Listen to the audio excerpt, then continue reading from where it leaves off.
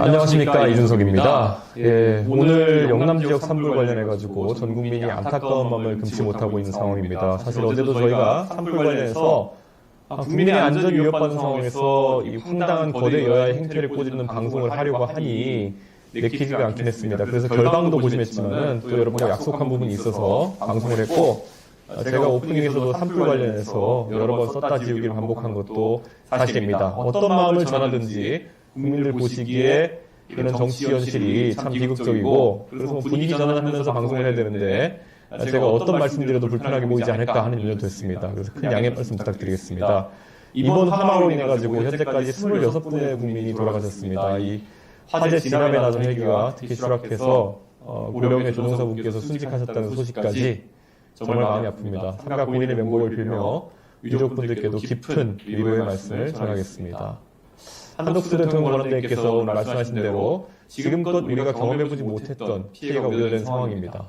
국민의 생명과 재산을 지키는 거야말로 국가가 존재하는 근본적 이유고, 지금은 재난 극복을 위해 총력을 기울일 때입니다. 정치권에서도 여러 정치적 쟁점이 있음에도 행정부처가 원만하게 현 상황을 타개할 수 있도록 최대한 지원하고 협조해야 할 것입니다. 우리는 역사에 고민이 있을 때마다 똘똘 뭉쳐가지고 재난 상황을 극복한 저력을 갖고 있습니다. 저와 개혁신당도 피해가 더 커지지 않도록, 그리고 재난이 빠르게 수습될 수 있도록 함께하겠습니다. 끝으로 제발 하늘이 도와서 비라도 내려주기를 저 이준석 간절히 바라겠습니다. 예, 오늘 주초에 저희가 사법위크, 슈퍼 사법위크를 갖게 됐다고 말씀드렸고, 그래서 게스트를 모신다고 알려드렸는데요. 많은 분들이 추천해 주셔가지고 이분들을 모시게 됐습니다. 모자이크하고 물음표까지 박았는데도 누군지 알 것 같다는 분들이 많았습니다. 예, 이준석의 밤새도록 라이브를 빌려줄 두 분의 특별 게스트, 과연 누구일까요? 예. 반갑습니다. 우리 개혁신당 천하람 의원, 그리고 이긴 최고위원 자리해주셨는데, 오늘 썸네일 보셨어요? 봤습니다. 네, 어땠어요? 그러니까 천하람 대표는 천하람인 줄 알겠는데, 네. 이기는 모자이크를 이상하게 했는지 머리를 깎았는지 모르겠지만 한병원 찌개라고 만들어요. 그런데 아니 근데 저 옷을 입고 있는데 다른 사람이 생각하는 거는 좀 아니 저는 약간 옷까지 네. 모자이크를 좀 하는 바람에 진짜 누군지 모르겠어요. 아 그래요? 특히 한익병 원장을 기대하던 분들이 있었던 것이 본인 인지도나 호감도에 좀 문제가 있는 거 아닙니까? 그것도 부정하지 않습니다. 예, 요즘 들어서 자기 방송한다고 해서 독립한 거 아니냐 이런 얘기가 많이 나와가지고, 예, 사실 독립을 꿈꾸고 있으나 벗어날 수 없는 그런 상황이고, 예, 독립해 잘 되길 바라지만 또 잘 되지 않으면 언제든지 또 이렇게 올 수 있는 곳이 있습니다. 예, 오늘 첫 번째 주제부터 한번 다뤄보겠습니다. 오늘은 이슈픽. 자, 또 사람 돌아왔다. 누구 얘기인지 다 아실 것 같은데요. 이게 무슨 얘기냐면은 공직선거법 위반으로 1심에서 징역 1년, 집행유예 2년 세게 선고받았던 이재명 대표가 오늘 2심에서 깔끔하게 무죄를 받았습니다. 민주당에서 연일 무죄를 외치면서도 일부 의원들은 지금까지 초조했는지 무죄겠지만 아니어도 한 7, 80만 원 벌금이면 되는 거 아니냐라고 기대하고 했는데 결국 깔끔하게 무죄가 나온 겁니다. 1심에서 유죄 나온 것들도 다 클리어가 된 상황인데, 일단 영어를 중지한 변호사 출신 천하라면 왜 이런 결과가 나왔을까요? 저는 약간 좀 정치적으로 먼저 얘기하자면은 저는 윤석열 대통령 구속 취소 판결하고 비슷하다고 생각해요. 그러니까 이게 뭐냐면 이론적으로는 이재명 대표에 대해서 무죄를 할 수 있습니다. 근데 보통 이런 정도의 의견 표명이 됐든 주관적인 사실이 됐든 허위를 얘기했던 정치인들은 대부분 다 처벌을 받았어요. 그러니까 마찬가지로 윤석열 대통령 구속 취소 같은 경우도 일반적인 사람이 그 구속 취소해 주십시오 하면은 시간으로 쪼개서 꼭 체포 적부심을 빼고 막 이렇게 어렵게 해가지고 안 풀어주거든요. 그러니까 이재명 대표가 어떻게 보면 정치적으로 보면 법원에서 퇴출시키기에는 너무 거물인 거 아닌가. 그렇기 때문에 할 수 있는 모든 이론적 방어 수단을 법원에서 잘 들어준 거 아닌가 하는 생각이 들고요. 조금 더 넓게 보자면 어쨌든 법 판결이 나왔으니까 우리 당연히 이재명 저격수인 이기인 최고님께서도 심지어 존중한다고 하고 있고 존중 안 하면 어떡할 건데? 존중 안 하면 어떡할 건데 그렇죠. 내가 그래서 존중하겠다고 얘기하는 거예요. 방법이 없으니까. 애 들쳐매고 시위할 것도 아니고 지금. 그렇죠. 그러니까 그래서 아무튼 정규재 주필이나 이런 분들 말씀하신 것처럼 이 허위 인식이나 이런 거에 대한 허위를 조금 어떻게 보면 폭넓게 인정하는, 표현의 자유를 넓게 인정하는 측면에서 법률적으로 불가능한 판결은 아니다. 저도 그렇게 평가합니다. 근데 뭐 제가 봤을 때는 헌법재판소랑 법원이 둘이 떠넘기기 하고 있었던 것 같아요. 누가 먼저 매를 맞을 것이냐.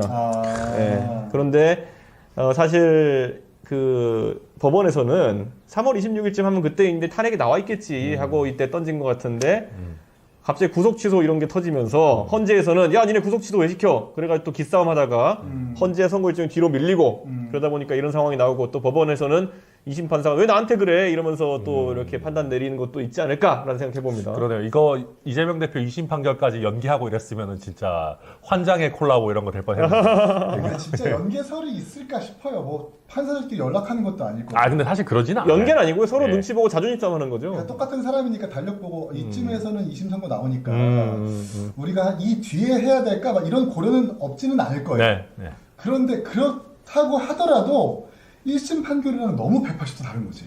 너무 다르죠. 저는 어쨌든 아직 이게 미련을 못 판사잖아요. 버렸어요. 이재명 못 저격수 버리죠. 어떻게 미련을 못 버려요. 버렸어요. 네. 예. 1심 재판의 11번째 증인이었단 말이에요. 근데 그때는 김문기 몰랐다라는 것만 무죄였지 다른 부분들은 좀 저는 제가 봤을 때 완벽하게 유죄라고 좀 판단했거든요.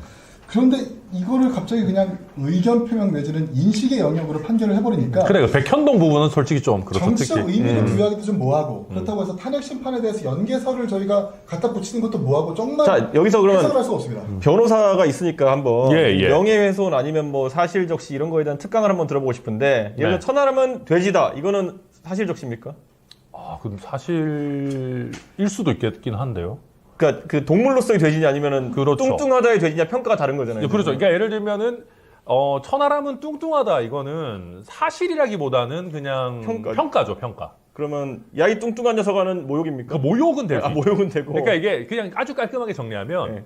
명예훼손은 사실을 이야기해야 됩니다. 모욕은 그냥 평가를 하면 돼. 욕설을 포함한 어떤 그냥 그러니까 사실이라고 하면 팩트냐 아니냐가 아니라 적시를 해야 된다는 거죠. 그렇죠. 그러니까 팩트를 적시해야 되는 거예요. 명예훼손이 되려면. 근데 이제 우리가 얘기하는 허위 사실 유포도 기본적으로는 사실을 유포해야 되는 거예요. 그렇죠. 그래서 예를 들면 저는 그래서 내가 알았다 몰랐다 이거는 사실의 영역이기도 하지만 인식의 영역이기도 해서 알았다 몰랐다. 예, 그거는 약간 중첩되는 부분이 있는 거는 사실이고요.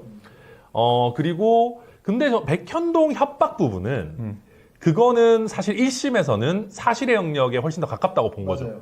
예, 공문도 있고 당시에 객관적으로 증명 가능하게 해서 공무원들도 있고. 그렇죠, 공무원들도 있고 협박이 당시에 없었다.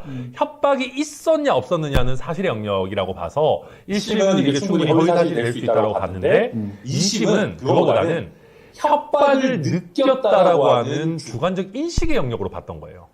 근데 저는 사실은 굳이 따지면 협박이라고 하는 특히 이게 그냥 사인 간의 협박도 아니고 중앙행정부처가 협박을 했다라고 하는 내용은 제 생각에는 인식의 영역보다는 사실의 영역에 더 가깝거든요. 그래서 저는 이 부분은 굳이 따지면 1심 쪽이 조금 더 논리 정합성은 뛰어난 거 아닌가 생각은 합니다.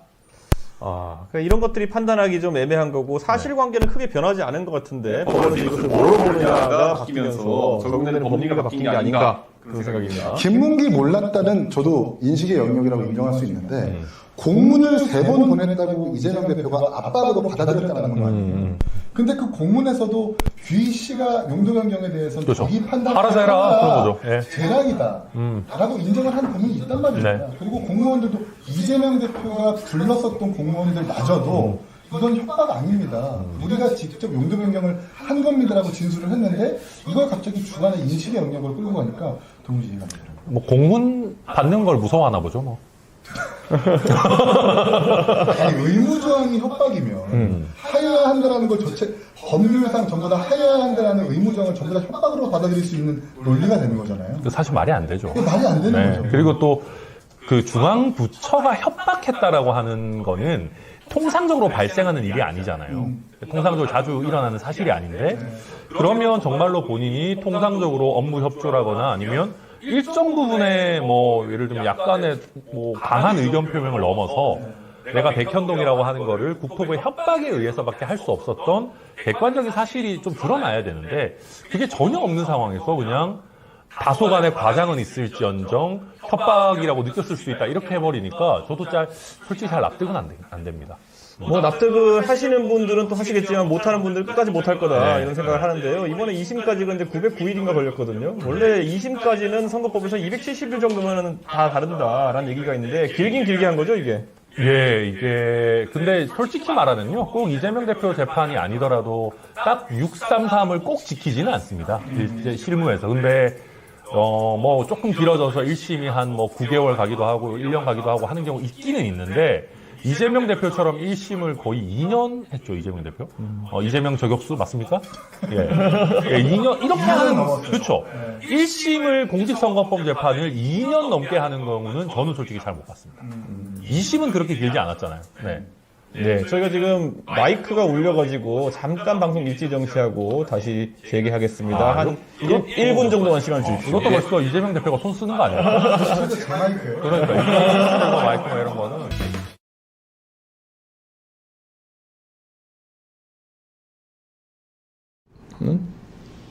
예, 소리가 이제 다시 복구가 됐습니다. 잘 들리시는지 궁금하고요. 오늘 저희가 3명이 방송하면서 세팅하는 게 또 처음이죠. 오랜만에 하다 보니까 그렇죠. 이게 여세조 이후로. 예. 예, 기술적으로 지금 약간 어려움을 겪고 있었습니다. 어쨌든 내용 제기하겠습니다. 어쨌든 극과 극의 판단이 되면서 주민들 입장에서는 혼란스러울 것 같아요. 이번 판결로 정치인이 공개적으로 어떤 발언해도 법망을 피해갈 수 있는 전례만 만들어진 거 아니냐라는 지적이 있거든요. 어떻게 봅니까? 그러니까 저는 경기도지사 시절의 선거법 그 판결을 다시 한번 기억해봐야 될 것 같아요. 그때도 진실과 다소 차이가 난다 하더라도 허위 사실이라고 단정지을 수 없어. 그러니까 소극적 거짓말은 거짓말이 아니야. 라는 판결을 내준 거잖아요. 그래서 또 생방송 중에 이렇게 즉흥적으로 나온 거는 토론회에서 얘기했을 그렇죠. 때 그 거짓말은 소극적 거짓말이라 하더라도 거짓말로 의율할 수 없다 이렇게 얘기했는데 그때 당시에도 많은 분들이 상식적이지 않다라고 평가를 했어요. 그렇지만 대법원에서 확정 판결이니까 수긍할 수밖에 없었죠. 근데 이번에도 김문기 몰랐다라는 100번 양보한다 하더라도 백현동 관련해서는 너무 재판부가 사실관계를 파악하지 않고 심리를 한 것은 아닌가. 그게 단순히 그냥 용도 변경을 해줬다, 압박이 있었다가 아니라 백현동 개발의 핵심이라는 건 비리 개발이라는 거거든요. 2단계 용도 변경만 계속 검토하다가 갑자기 김인섭 씨가 인벌브 되면서 4단계를 올려줬는데 국토부가 어떤 공문에서도 4단계 용도 변경을 하라고 적시한 공문은 아무것도 없습니다. 근데 그걸 가지고 협박받았다 내지는 더 나아가서 직무유기로 문제 삼겠다라는 말조차도 사실 판단하지 않은 것 아니에요. 그래서 이걸 어떻게 받아들여야 할 것인가. 아까 천하람 얘기한 것처럼 구속 취소 사유처럼 이제는 허위사실 공표에 대해서 다시 한번 재판부와 사법부가 정립하겠다라는 것 같아요. 이재명 대표 사건부터 소급해가지고 다시 한번 정리하는 차원에서 이런 결정을 한 건 아닌가라는 생각이 듭니다. 그래서 저도 이 정도 되면 숫자를 얘기하는 수준이 아닌 이상은 어지간한 건 다 피해갈 수 있을 것 같다. 그러니까 진짜 아주 숫자. 정말 이거는 정말 뭐 부인할 수 없는 뭐 숫자 자체가 말도 안 되게 팩트에서 어긋나 있다거나 뭐 예를 들면 내가 뭐 동탄을 위해서 예산을 35조 원을 확보해 왔습니다. 네. 뭐 이런 거 있잖아요. 그런 정도의 수준이 아니면은 어지간한 거는 이제 다 피해갈 수 있는 대정치인 말로 하기 편한 시대가 온 거 아닌가. 이런 판례도 있어요. 예. 모 정치인이 공보문에다가 사실 고속도로를 지었습니다라고 맞죠. 했는데 그게 아니라 알고 보니까 자동차 전용도로였던 거예요. 그걸 가지고 당선 무효형 나왔던 사례가 나왔죠. 있거든요. 안성시. 맞아요. 저는 다 외우고 있습니다. 어떻게 알지? 그걸 사실 기억의 영역이라고. 그렇죠. 지금 저는 다 외우고 있습니다. 이것도 옛날 같았으면 허위사실. 아유, 이거 봐라. 다 외우고 그렇죠. 있습니다. 허위사실이네 예. 할 건데 예. 이 판례에 의하면 이건 인식의 영역이기 때문에 아하. 예. 피해 나갈 수가 있죠. 예. 어쨌든 뭐 이 선거법이라는 걸 제가 다 외우고 있는 이유는 뭐냐면요. 하도 재판 나오는 것들 판례들을 보면은 어이없는 판례도 많고 맞아요. 그리고 이거 다 선거법입니다. 외우고 선거를 띄워도 긴장하게 되는 게 바로 맞아요. 선거법이다 이런 말씀 드리겠습니다. 어쨌든 이재명 대표 909일 동안 고생하셨습니다. 이제 나라를 위해서 좀 일해 주시면 좋겠는데요. 지금 이재명 대표가 사실 지난 한 2달 가까이 본인의 2심 판결을 앞두고 굉장히 전국을 냉각시켜 놓은 상태입니다. 그렇기 때문에 지금 이게 어떻게 풀릴지 과연 또 관심이 가긴 하는데요. 우선 그 전에 하나 짚어볼게요. 사진 조작 얘기가 나와가지고 사진 조작범으로 지금 몰리고 있습니다. 이기임 최고위원. 어떤 의도로 조작을 하셨습니까? 아닙니까? 근데 대표 아실 거예요. 예. 이 사진 공개된 장소 어딘지 아시죠? 그 옛날에 그 회의할 때 아닙니까? 맞아요. 예. 이재명 비리 국민검증특위 그때 예, 대표가 제가 임명했습니다. 맞아요. 임명하고 승인해서 그 위원회 회의가 만들어졌고 내가 수계다 이 녀석들아. 그때 이제 김진태 지사 지금 지사죠. 예. 위원장일 때 그 회의차가 운영되고 있었었는데 막 김부선 얘기하고 뭐 이러길래 제가 영입돼가지고 첫 회의 때 가서 김문기 씨를 모른다고 하길래 저 사진을 공개했어요. 근데 4명 크롭한 사진뿐만 아니라 단체 사진까지 같이 공개했다고요. 그걸 1심 재판부에서 얘기를 듣고 예. 그럼 조작 아니네 라고 기각했거든요. 근데 2심 재판부는 원본 사진, 그러니까 단체 사진이 있는 거를 모르는지 그냥 조작으로 볼 수 있다 라고 판결을 하더라고요. 그래서 여러분들이 좀 판단해 주셨으면 좋겠어요. 정말 사진을 확대한 게 조작이라고 볼 수 있는가. 제가 알고 있는 조작은 합성하거나 딥페이크 쓰거나 뭐 이런 걸로 좀 이해했거든요. 근데 저걸 조작이라고 보는 재판부가 좀 이해가 안 됩니다. 그러니까 이게 친소관계가 10명 있는 사진과 4명 있는 사진은 다르다 뭐 이런 얘기를 한 것 같은데 사실 4명 있는 사진에도 오른쪽에 어깨가 하나 보이거든요. 그렇기 때문에 이게 크롭된 사진이라 볼 수 있는 여지도 있고 사실 사진구도 저렇게 찍는 4명은 없거든요. 그래서 예상을 좀 할 수도 있는데 이걸 굳이 의도를 가지고 저렇게 발췌했다라고 봐서 이게 조작의 의도가 있었다고 하는 것 자체는 과도한 게 아닌가 이런 생각이 좀 듭니다. 당시 그러면 언론에도 원본 사진도 다 공개가 됐던 거죠. 맞아요. 우리가 알고 있지만 고공행진이라든지 여러 예, 블로그나 커뮤니티에서 다 공개를 했어요. 아하. 그리고 지금 되게 사실관계가 혼재되어 있는 게 민주당은 지금 저 사진을 가지고 마치 4명이서 골프를 친 것처럼 주장하기 위해서 저렇게 공개했다고 하는 건데 그때 공개할 당시에는 골프 이슈가 아예 없었습니다. 저희가 골프장이긴 한가요? 그러니까 로얄 보타닉 가든이라고 해가지고 그냥 관광지였었어요. 그러니까 저건 아무리 봐도 골프 치는 뭐 백을 저렇게 메고 골프 치는 사람은 없죠. 그때는 골프 이슈가 아예 없었었고 예. 김문기를 몰랐다라는 바를 제가 증명하기 위해서 저렇게 한 거고 예. 저걸 가지고 박수영 의원이 볼마커가 꽂혀 있으니까 골프 친 거 아니라고 주장을 했고 거기서 채널A에서 이재명 대표가 받아가지고 마치 골프를 친 것처럼 조작한 거죠. 이렇게 해서 이 사건까지 온 겁니다. 이야. 하여튼 뭐 이제 여튼 이재명 대표는 어쨌든 지금까지 김문기 씨에 대해 가지고 한 말들 종합해 보면은 유족들이 굉장히 반발을 많이 했었어요. 김문기 씨 유족들이 방송 나와가지고 울고 이런 것들 봤는데 사실 김문기 씨 입장에서는 지금 돌아가셨기 때문에 이분이 억울함을 뭐 어디 호소할 수도 없는 상황 아닙니까? 실제로 김문기 씨 가족들 상태는 어떻습니까? 그러니까 사모님께서 연락이 오셔가지고 네. 원래 김문기 씨 살아 계실 때 제가 되게 많이 비판했었거든요. 근데 김문기 씨가 되게 돌아가셔가지고 이기인 의원 때문에 되게 비판 때문에 힘들다. 다만 그 사람이 그 역할에 충실하다 보니까 나는 김문기 씨가 그랬대요. 이기인 씨를 인정한다. 그래서 너무 고맙다. 뭐 돌아가셨지만 그래도 김문기 씨와 이재명의 관계를 입증시키기 위해서 노력해주는 의원님이 너무 고맙다라고 의견을 전달해 주셨거든요. 그러면서 이제 가족 사항을 말씀해 주셨는데 얼마 전에 수능을 보셨대요. 근데 그 수능장에 숨쉬기가 힘들어가지고 네뷸라이저라고 하는 건가요? 그걸 들고 시험장에 들어갈 정도로 가족들은 지금 고통 속에 있다라는 말씀을 전해주셨습니다. 김문기 씨 발인할 때 그때 이재명, 김혜경 두 분 부부가 크리스마스 캐롤 영상 올리기도 했잖아요. 예.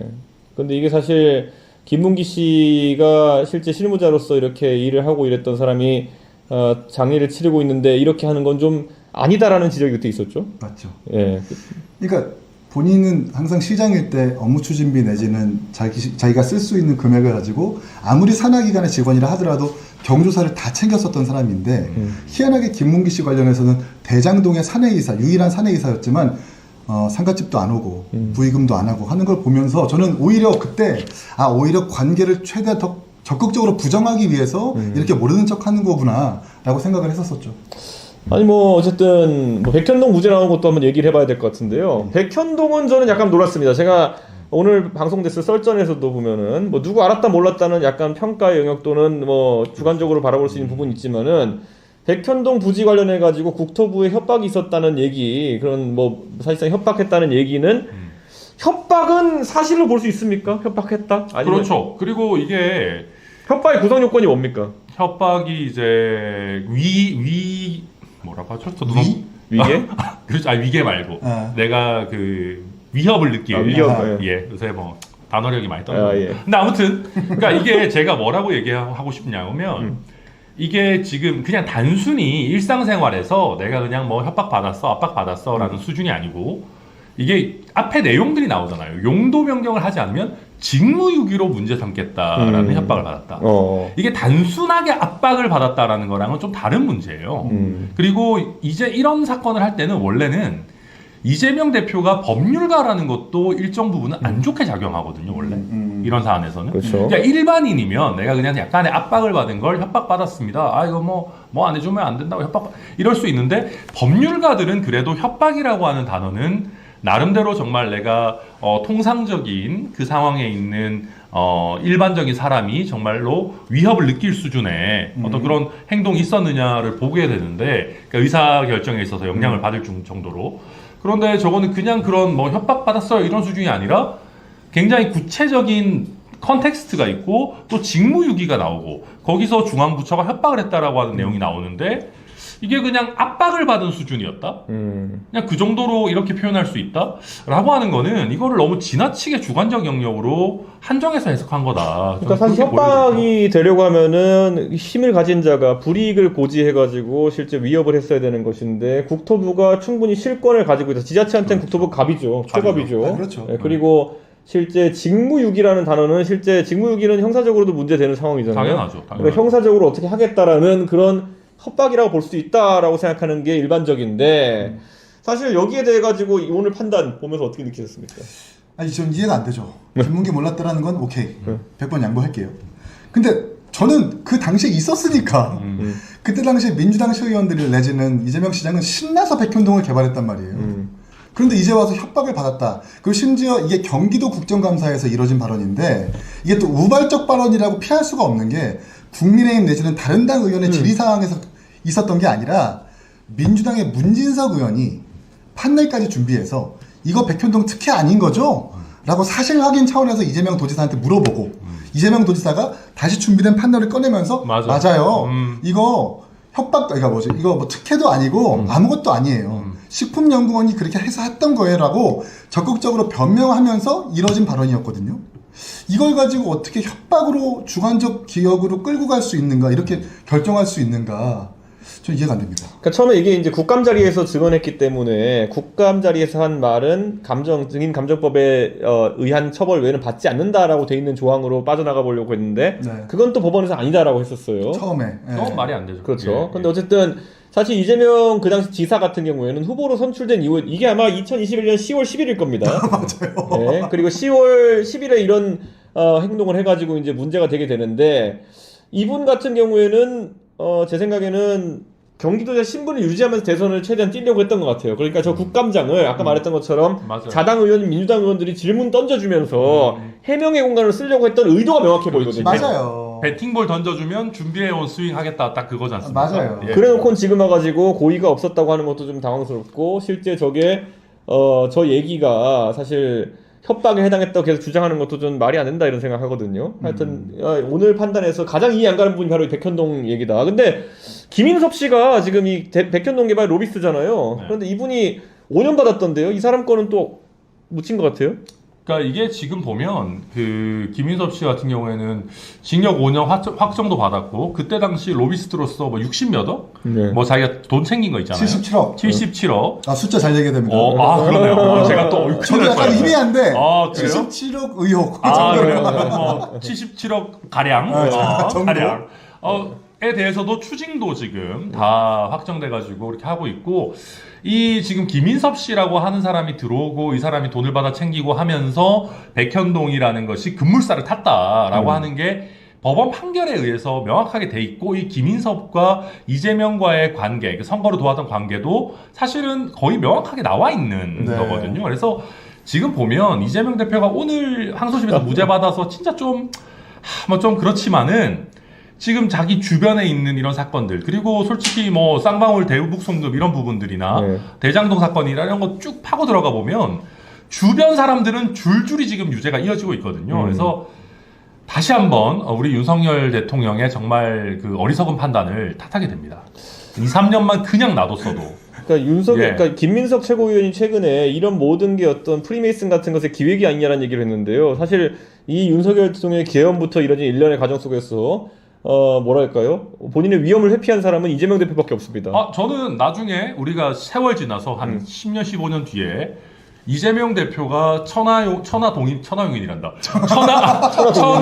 3호를 김건희 여사한테 줬었다 이런 게 드러나도 전 놀라지 않을 것 같습니다. 아, 그러니까 이게 너무나도 이거는 진짜 이득을 본 자는 명백하게 이재명 대표고 일련의 과정을 통해 가지고 김민섭 씨가 이재명 시장의 선대위원장 출신이잖아요. 네. 그렇죠. 사무실 비용까지 대납했다라는 것 아닙니까? 그렇죠. 그 정도에 가까운 관계예요. 그리고 위증교사 녹취록을 들어보면 아시겠지만 김민섭 씨 이야기를 합니다. 김진성 씨랑. 그러면서 백현동 관련해가지고 지분을 어떻게 나누는지 쟁송에 걸려 있는데 이거 뭐 이 시장님이 도와주셔야 되는 거 아니에요? 라는 식으로 물어보거든요.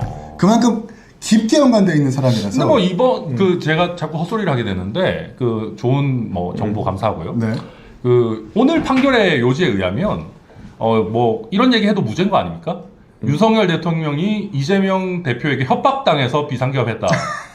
이런 거 하면 잡혀가나요? 뭐 잘 모르겠습니다. 굳이 본인이 생체 실험을 해보고 싶다 그랬거든요. 그거는 말리지 않겠습니다. 본인이 네. 굳이 네. 법정을 투입하면서 기억의 영역으로 가져가 주세요. 판례를 만들어 보셨다면 모르겠는데 그냥 안전하게 하죠. 네, 예, 알겠습니다. 그래서 네. 저는 윤석열 대통령이 프락치다라는 사실 역시는 안 하고 프락치라는 생각이 듭니다. 그렇죠. 저도 그랬었다 하더라도 놀라지 않는다. 네, 이게 가끔 가다 보면요, 저희 개혁신당에 관해 가지고 이제 이상한 말들 하는 패널들, 방송 패널들에 대해 가지고 왜 개혁신당이 조치하거나 뭐 고소고발하지 않느냐 이렇게 하는 분들이 있지만요, 그 방송 패널들이 그분들 나름 그거로 밥 먹고 사는 분들이라 가지고요 한 마디씩 뒤에 틉니다. 예, 나는 이준석이 나쁘다고 생각한다, 아니면 뭐 어떻다고 생각한다 이렇게 붙이는 거는 생각의 영역이기 때문에 그건 괜찮죠. 고소고발할 수가 없습니다. 예, 그렇기 때문에 맨날 그거로 이제 말씀 주시는 분들이 많은데요. 그 아예 특화돼 있는 겁니다. 그런 식으로 회피하는 것에. 사실 저도 그렇게 많이 회피해서 얘기하고요. 그러니까 예, 저는 이재명 대표가 재미있는 사람이라고 생각합니다. 예, 이런 식으로. 예. 어쨌든 검찰이 또 이제 뭐 이재명 대표의 발언에 따르면은요. 첫째로는 진실과 정의에 입안해서 제대로 판결해 주신 재판부에 감사드립니다. 이랬고요. 이 당연한 일들을 이끌어내는데 많은 에너지가 사용되고 국가 역량이 소진된 것에 대해서 참으로 황당하다는 생각이 든다. 이렇게 검찰 디스 한번 해주고요. 검찰이 또 이 정권이 이재명 잡기 위해서 증거를 조작하고 사건을 조작한다 썼던 그 역량을 산불 예방에 썼으면 어떻겠느냐 이런 말 했는데, 검찰의 역량과 산불 예방이 무슨 상관인지 모르겠지만은 하여튼 이재명 대표가 민생 메시지를 발산하기 위해 가지고 검찰과 산불을 엮어가지고 이렇게 오늘 첫 메시지를 냈습니다. 예. 검찰이 당연히 상고하겠다고 했거든요. 그럼 대법원 가서 뒤집힐 가능성이 있습니까? 법률심이잖아요. 법조인 어떻게 생각하십니까? 어려운 문제인데. 아니 될 수는 있는데 이미 기찬 떠났죠, 뭐 보면은. 그렇죠. 저는 뭐 가능성은 30%? 뒤집힐 가능성이? 예, 그러니까 우리나라 대법원은 그 법률심이긴 하지만 법리 오해라고 하는 걸 되게 좀 넓게 봐요. 그러니까 예를 들면 이걸 뒤집고 싶으면 허위사실 유포에 있어서 허위사실의 범위에 관한 법리를 오해하였다. 이거는 사실의 영역에 들어간다라고 하면서 뒤집으려면 뒤집을 수 있어요. 예. 근데 이준석 대표의 말씀, 이제 후보님인가요? 어쨌든 말씀이 정확한 게 이제 기찬 떠났죠. 왜냐하면은 대법원은 이제 유죄가 돼 있던 걸 바로 그냥 확정을 하면 금방 할 수 있는데, 무죄로 올라온 걸 뒤집어서 유죄로 하려 그러면 바로 유죄를 때릴 수가 없고 파기환송을 해야 돼요. 다시 서울고등법원에 돌려보내서, 그럼 고등법원에서 대법원의 취지를 보니 유죄구나라고 해서 형도 새로 정하고 해야 되는데, 그거가 아무리 빠르게 이루어져도 6-7개월 이상 걸립니다. 저는 그런데 하여튼 윤석열 한동훈조가 이제 시작했던 이 검찰 바탕으로 해가지고 수사에서 백화점식 기소를 하고 그 다음에 나중에 법원에서 거기에 따라서 유죄 받아가지고 사람 날리는 방식, 이게 조국까지는 아주 쉽게 통했는데 이재명에게 쉽게 통하지 않은 이유가 뭐냐면은 그 사태 이후에, 사실 조국 사태 때 처음 시작할 때랑 다르게 양승태 대법원장 이런 사람들 다 이제 이 윤석열 한동훈조가 고생시키면서 결국엔 법원이 그렇게 같은 법조인이지만은 검찰 또는 윤석열 한동훈조의 호의적이지가 않아요. 예, 이거는 뭐 제 추측입니다만은 이분들 입장에서 지금 이재명 대표의 재판도 900일 가까이 끌고 이런 것도 사실 이재명 대표가 유리한 상황인 건데 계속 이런 상황이 발생하고 있거든요. 전 그래서 대법원 가도 뭐 대법원이 공명하게 판단할 거라고 생각하지만은 절차적인 면에서는 딱히 윤석열 대통령이나 아니면 국민의힘에 유리한 방향의 절차 진행을 할 것 같지는 않다 이런 생각이 드는 거죠. 저는 뒤집혔으면 좋겠어요, 사실. 승복은 하겠지만. 그건 귀하의 사정이고. 뒤집혔으면 좋겠는데. 그건 귀하의 사정이고. 어린애 사정이죠. 왜 그러냐면 그 백현동 관련해서 이제 국가에서 공공기관을 지방으로 이전하는 기조를 세웠잖아요. 근데 이게 성남시뿐만 아니라 6개 이상의 지자체한테 똑같은 공문들을 계속 보내는 거란 말이에요. 아하. 그걸 몇 차례 보내는 그 제가 문구들을 다 봤는데 이 정도예요.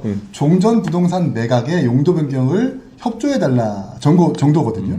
이걸 두세 차례 보낸 건데 이걸 협박이라고 지금 인식을 하는 거잖아요. 공문을 어떻게 더 보내겠어요, 그러면. 앞으로 공공기관들이. 뭔가 빨리 일 처리가 돼야 되는데, 행정적으로 처리가 돼야 되는데, 공문도 못 보내고 끙끙거리고 있을 거예요. 이거 협박으로 받을 수 있으니까. 전 이런 세상을 만드는데, 과연 상고심에서 판단을 안 할까?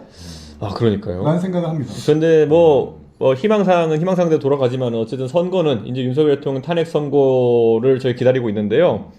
사실 이재명 대표는 이제 기사회생, 오늘 저희 타이틀 썸네일처럼 기사회생했기 때문에 다음 행보가 궁금해지는데요. 이미 박수현 의원이나 박용진 의원 이런 분들이 좀 이재명 대표 쪽으로 돌아섰다 이런 얘기가 나오고 있거든요. 오늘 제가 보니까 비명계 주자들, 자 이름 하나씩 대보죠. 누구? 김동연. 비명, 박용진, 아니, 거기는 이미 일찌감치 귀부한 사람이고. 김부겸. 또 그 뭐야, 그 경남지사 한 사람. 김두관. 그렇지. 김경수. 오케이. 뭐 이 정도 되는 분들의 테마주를 제가 싹 이제 봤더니만요. 아, 거의 하한가 치고 있는 거 아닙니까? 이게 예. 30% 마이너스 찍은 것도 있습니다. 아. 예, 그러니까 하한가를 깔끔하게 찍었다. 이런 것들도 있는데요. 저는 이 말인 즉슨 민주당에 있는 비명계는 오늘부로 대선을 뛰기가 어려운 상황이 됐다. 제가 최근에 그리고 또 이제 우리가 개혁신당이 TV토론 출전권이 있잖아요. 그래서 지금 TV토론 출전권 있는 당이 5개입니다. 국민의힘, 민주당, 그 다음에 조국당, 그 다음에 우리당, 그 다음에 정의당까지 5개 당이거든요. 이게 직전 선거 또는 전전 선거에서 비례대표 득표율 3% 이상이거나 의석이 5개 이상인 정당은 참여권이 있습니다. 그런데 이 중에서 빠밤 제가 정의당 소식에 정통한 모 인사가 저에게 전해주기를 정의당의 가장 큰 계파 중에 하나가 어제 회의를 했다. 그런데 후보를 이번에 안 내는 방향으로 정리된 것 같다.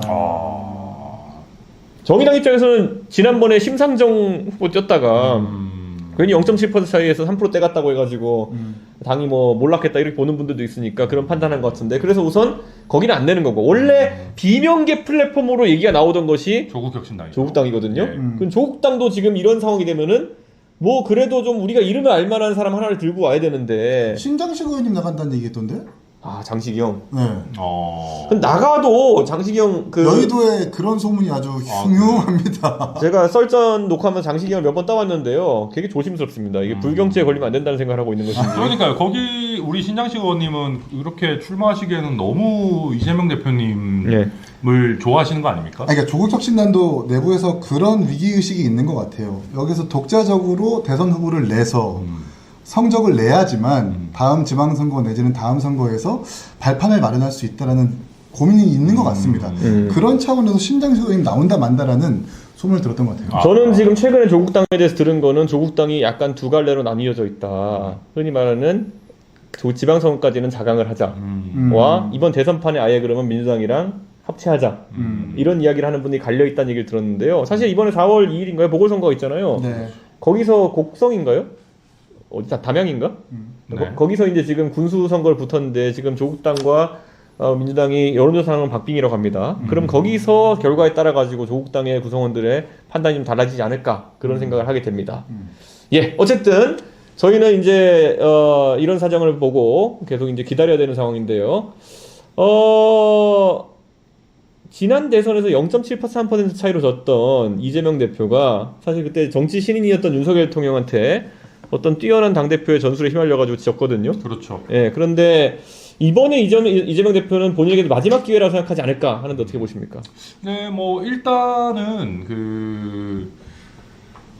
그때 당시 이제 그 뛰어난 당대표한테 지긴 했지만은 그래도 그렇게 큰 차이는 아니었고 또 뭐 이번에는 민주당 경선 과정에서 추가로 더 상처가 날 가능성이 적죠. 그러니까 지난번에는 대장동이니 뭐니 이게 사실은 우리 우리랑도 잠깐 같이 했던 우리 이낙연 대표님과 낙사드. 예, 같이 이렇게 해서 어마어마하게 어떻게 보면 상처를 입으면서 올라갔는데 이재명 대표의 가장 무서운 점은 이재명 대표가 나쁜 사람이라는 거 아는 분들이 이제 꽤 많은 것 같거든요.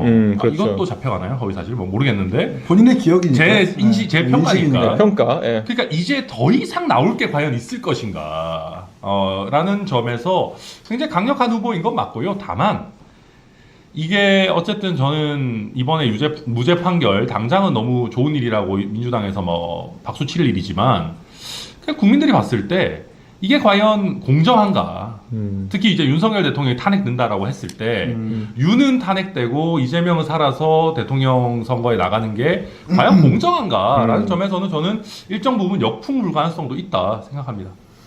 예, 지금 방금 전에 방송을 실시하는 모니터링 중이던 정의당 소식원이 어제가 아니라 지난주에 사실상 회의를 했다 이런 얘기를 정해서 거기 사실 또 정정을 합니다. 예, 하지만 저희 정보통은 확실하다는 거. 그리고 저는 여기서 한 가지 얘기하고 싶은 거는 보십시오. 이처럼 방송이 진행 중인 동안에도 정보를 주는 경우들이 흔하다. 아, 그렇죠. 네, 이게 뭐 우리만 이상한 짓을 하는 것이 아니다. 방송 때는 실시간으로 이렇게 작가나 PD를 통해 가지고 항상 정보가 그렇죠. 들어오는 게 일상 다반사다. 근데 그렇죠. 방송 많이 해본 분들은 알지만은 또 방송 잘 안 해보신 분들은 모르니까 그런 의혹 제기가 있는 거였겠죠. 자, 윤석열 대통령 선고를 기다리다가 지금 이제 제가 흰머리가 생기고 있습니다. 제가 어제 흰머리 2개 뽑았는데요. 윤석열 대통령 선고 이번 주에 할 것 같습니까? 안 할 것 같습니까? 못하죠. 안 하겠죠. 네. 목요일 날 내일인가요? 목요일이? 네, 그렇죠. 내일 목요일이죠. 내일 일반 선고 사건 처리한다면서요? 그렇죠. 두 명의 대통령 관례상 금요일 날 내는 게 맞는데 연달아서 내는 관례가 없기 때문에 목요일 일반 사건 처리라면 금요일은 안 하는 거고 아마 그럼 다음 주로 넘어간다고 안에서 예상하는데 저는 더 오래 더 끌릴 것 같아요. 아, 희망 아닙니까? 그것도? 아니, 뭐 희망이라 저의 추측인데 예. 한덕수 총리 탄핵 심판의 결정문 보고 이거는 제가 볼 때는 문영배 이미선 재판관이 임기가 끝날 때까지 결론이 안 날 수도 있겠구나. 새로운 이론이 나왔습니다. 결국에는 4월 18일 될 때까지 안 나올 수도 있다. 그러니까요. 그러니까 박근혜 대통령의 판결문을 보면 그래도 재판관들이 원팀이라는 인상 노력은 하려고 했던 것 같아요. 개별 의견을 따로 적시하는 게 아니라 보충 의견 정도로 적시하는 거. 이거는 아무래도 분열된 국론을 화합시키려는 재판관들의 의지가 있는데 지금은 한덕수부터 이진수까지 노정된 이견을 뭔가 좀 설득하거나 통합하려는 노력은 잘 안 보여요. 굉장히 개혁신 나갔네요. 특히 정계선 재판관과 김복형 재판관은 거의 막 끝과 끝이잖아요. 한 명은 헌법재판관의 임명 자체가 위헌위법이 아니다. 한 명은 맞다. 이건 사실 거의 뭐 좁힐 수 없는 이견 정도이기 때문에 이대로의 평이라면 설득보다는 계속해서 싸우다가 이대로 4월 18일 넘기지 않을까라는 생각을 해봅니다. 4월 18일 넘겨버리면 대한민국 정지인데? 이거는 잠깐 두 명의 재판관이 날아가면은 한덕수 권한대행이 두 명을 임명할 수 있는 권리가 생기는 겁니다. 그렇죠. 그럼 갑자기 거기다가 뭐 김계리, 서정욱 이렇게 하면은 김계리는 변호인이 있으니까 그러니까 안 돼요. 서정욱 변호사는 충분히 가능하죠. 서정욱 변호사는 법조 이력이 충분하죠. 충분하죠. 예, 그리고 크게 제가 봤을 땐 결격 사유도 없어 보이고. 솔직히 찾아보면 많이 있겠죠. 근데 이제 강성인 거 빼고는 딱히 서정욱 변호사가 결격 사유 없지 않습니까? 우리 갑자기 우리 서정욱에 대해서 이렇게까지 우리 많이 끼워주네. 네, 어쨌든 네. 근데 그냥 일례로 든 겁니다. 예를 들어 예. 서정욱 변호사 같이 성향이 명확한 분이 만약 되면 어떻게 되느냐. 그거 진짜 큰 문제죠, 사실은. 그렇게 되면은 우리 한덕수 총리님 시계 맞춰야죠.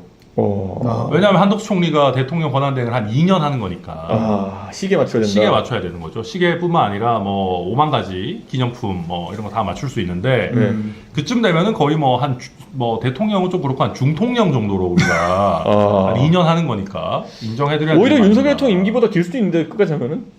아니죠. 대통령이 한 3년 한 거 아닙니까? 3년 했죠. 그렇죠. 3년 하고 이제 대통령 임기 끝날 때까지 한 2년 거니까. 7개월 했으니까 2년 5개월 할 수 있네요. 2년 엄청나네요. 그 2년 7개월 했으니까 2년 5개월 정도 할 수 있는 거네요. 근데 그거는 우리가 당연히 국가적 굉장히 중요한 문제를 가지고 약간 우스갯소리로 하는 거지만 예. 우리가 예를 들어 이거 한번 해보죠. 우리가 만약에 지금 한덕수 대행이 만약에 4월 18일이 지나가지고 2명의 헌법재판관을 지명해야 된다. 네. 떠오르는 인물들. 자, 서정욱 변호사가 좀 떠올랐습니다. 자, 황교안. 저도 처음에 딱 떠오른 게 황교안 대표님이었는데 근데 거기도 변호인으로 합류를 했었기 때문에 불가능합니다. 이해 뭐라고 할까요? 이해 중도 이거 이게 당연히 이제 변호인이었던 사람을 재판관을 쓸 수 없는데 누가 있을까요? 되게 막 인물들이 많을 것 같긴 한데. 뭐 엄청 많이 있죠. 송교안 전 총리님이 재판관으로 뭐 가면 갑자기 김기현 대표님 갑자기 국회의원 사퇴하시고 헌법재판관 가시고 그럴 수 그것도 있죠. 이상한 모양새네요. 예. 나경원 대표님 같은 나경원 분도 대표님 될 수 같은 있고. 분도. 예. 지금 뭐 제가 봤을 때는 법조인 중에서 이렇게 2명을 뽑는다고 했을 때 석동현 변호사. 거기도 근데 대리인으로 대리인도 합류를 있고. 했기 때문에. 네. 예, 분명히 지금 이름들이 떠오르는데 네. 참 그렇게 되면 대한민국이 그냥 교착 상태에 빠질 것 같다. 대들하게 빠지는 거죠. 전원책 변호사. 잊고 있었습니다. 전원책 변호사가 만약에 지금 이제 재밌는 일이 많이 올라오는데, 최재형 감사원장. 예. 근데 최재형 감사원장님은 탄핵이 필요하다고 보시기 때문에 임명할 리가 없습니다. 그렇구나. 거기는 그 장문의 글을 쓰셔가지고. 봤죠. 예. 친구한테 메시지 보내고. 대구시장을 그만둔 홍준표. 근데 그거는 홍준표 시장님은 본인이 대통령 나가려고 탄핵해버리는 거 아니에요? 믿을 수가 없을 것 같아요. 들어가서 직접 판결을 한다. 속행하자고. 주문, 법정 구속 막 이래버리고. 그래서 그래서 뭐 많이 좀 하실 수도 있기 때문에. 기술적으로는 강용석 변호사도 가능하죠? 가능은 하죠. 아니다. 그분은 어떻게 재판이 어떻게 되는지 뭐 결격 사유라든지 기준이 있는 거 아니에요? 당연히 있습니다. 강용석 변호사가 이게 뭐 재판관 법조 경력 들어갔었잖아. 10년 이런 거 아닐까요? 보통 15년 뭐 그런 되죠. 네. 심평 변호사. 심평 변호사는 가능성 있죠.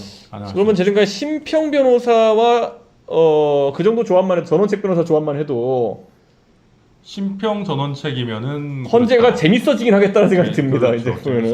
난감사 되겠죠. 근데 이게 놀라면 안 되는 게요. 사실 예전에 이제 국민의힘에 있을 때 그때 뭐 위원회 같은 거 이제 만들고 그러면 추천해 보라 그러잖아요. 윤핵관들한테. 인사 추천하는 거. 윤핵관들 이런 분들 추천 많이 합니다. 쉽지 않죠. 진짜. 윤석열 대통령도 이런 분들 좋아해가지고 이런 분들 추천 많이 하고요. 그래서 이런 거는 실제 헌법재판관을 2명 추천하는 상황이 되면은 이런 분들이 나올 수도 있다라는 것을 제가 반경고성으로 말씀드립니다. 자, 어쨌든 오늘 동접자 수 4,500명을 돌파했습니다. 그런데 구독, 좋아요, 알림 설정을 부탁드립니다. 저희가 이렇게 재밌는 방송을 계속 하기 위해서는 여러분의 관심이 필요하고요. 앞으로 더 힘들어지는 이기인 최고위원을 위해서라도 오늘 많은 응원을 부탁드리겠습니다. 그렇죠. 네. 그럼 다음은 화제가 되는 말들을 짚어보는 말말말픽인데요. 이번에 기획성으로 좀 꾸며봤습니다. 네. 말로 흥하고 말로 망한다. 그랬는데요. 정치인이야말로 말로 흥하고 말로 망하는 대표적 직업군인데요. 이번에 이재명 대표의 공직선거법 위반에서 김문기 씨 모른다고 말한 거, 백현동 협박, 이재명 대표 본인은 이렇게 커질 줄 몰랐을 겁니다. 그런데 이재명 대표 지지자들 사이에서는 뭐 그런 거 갖고 사람을 들들볶냐 할지 모르겠습니다만 국회의원 개개인은 입법기관이고 정치인의 말은 개인의 말이 아니기 때문에 영향력이 크다 이렇게 말씀드리려고 합니다. 그런데 이재명 대표 얘기를 그냥 오늘 이재명 대표 좋은 일이 있으니까 좀 그에 대한 반대급부로 좀 이재명 대표의 말실수들을 짚어보는 시간을 가지려고 하는데요. 유독 재밌는 말 표현을 많이 하셨던 분이에요. 그래서 공개적인 자리에서 어떻게 저런 말 할 수 있지 하는 경우가 많았는데 영상을 먼저 보고 오겠습니다. 예. 투표하면 이깁니다. 이번에 이재명 지면 정치 생명 끝장난다. 진짜요? 할 수 있다 민주당.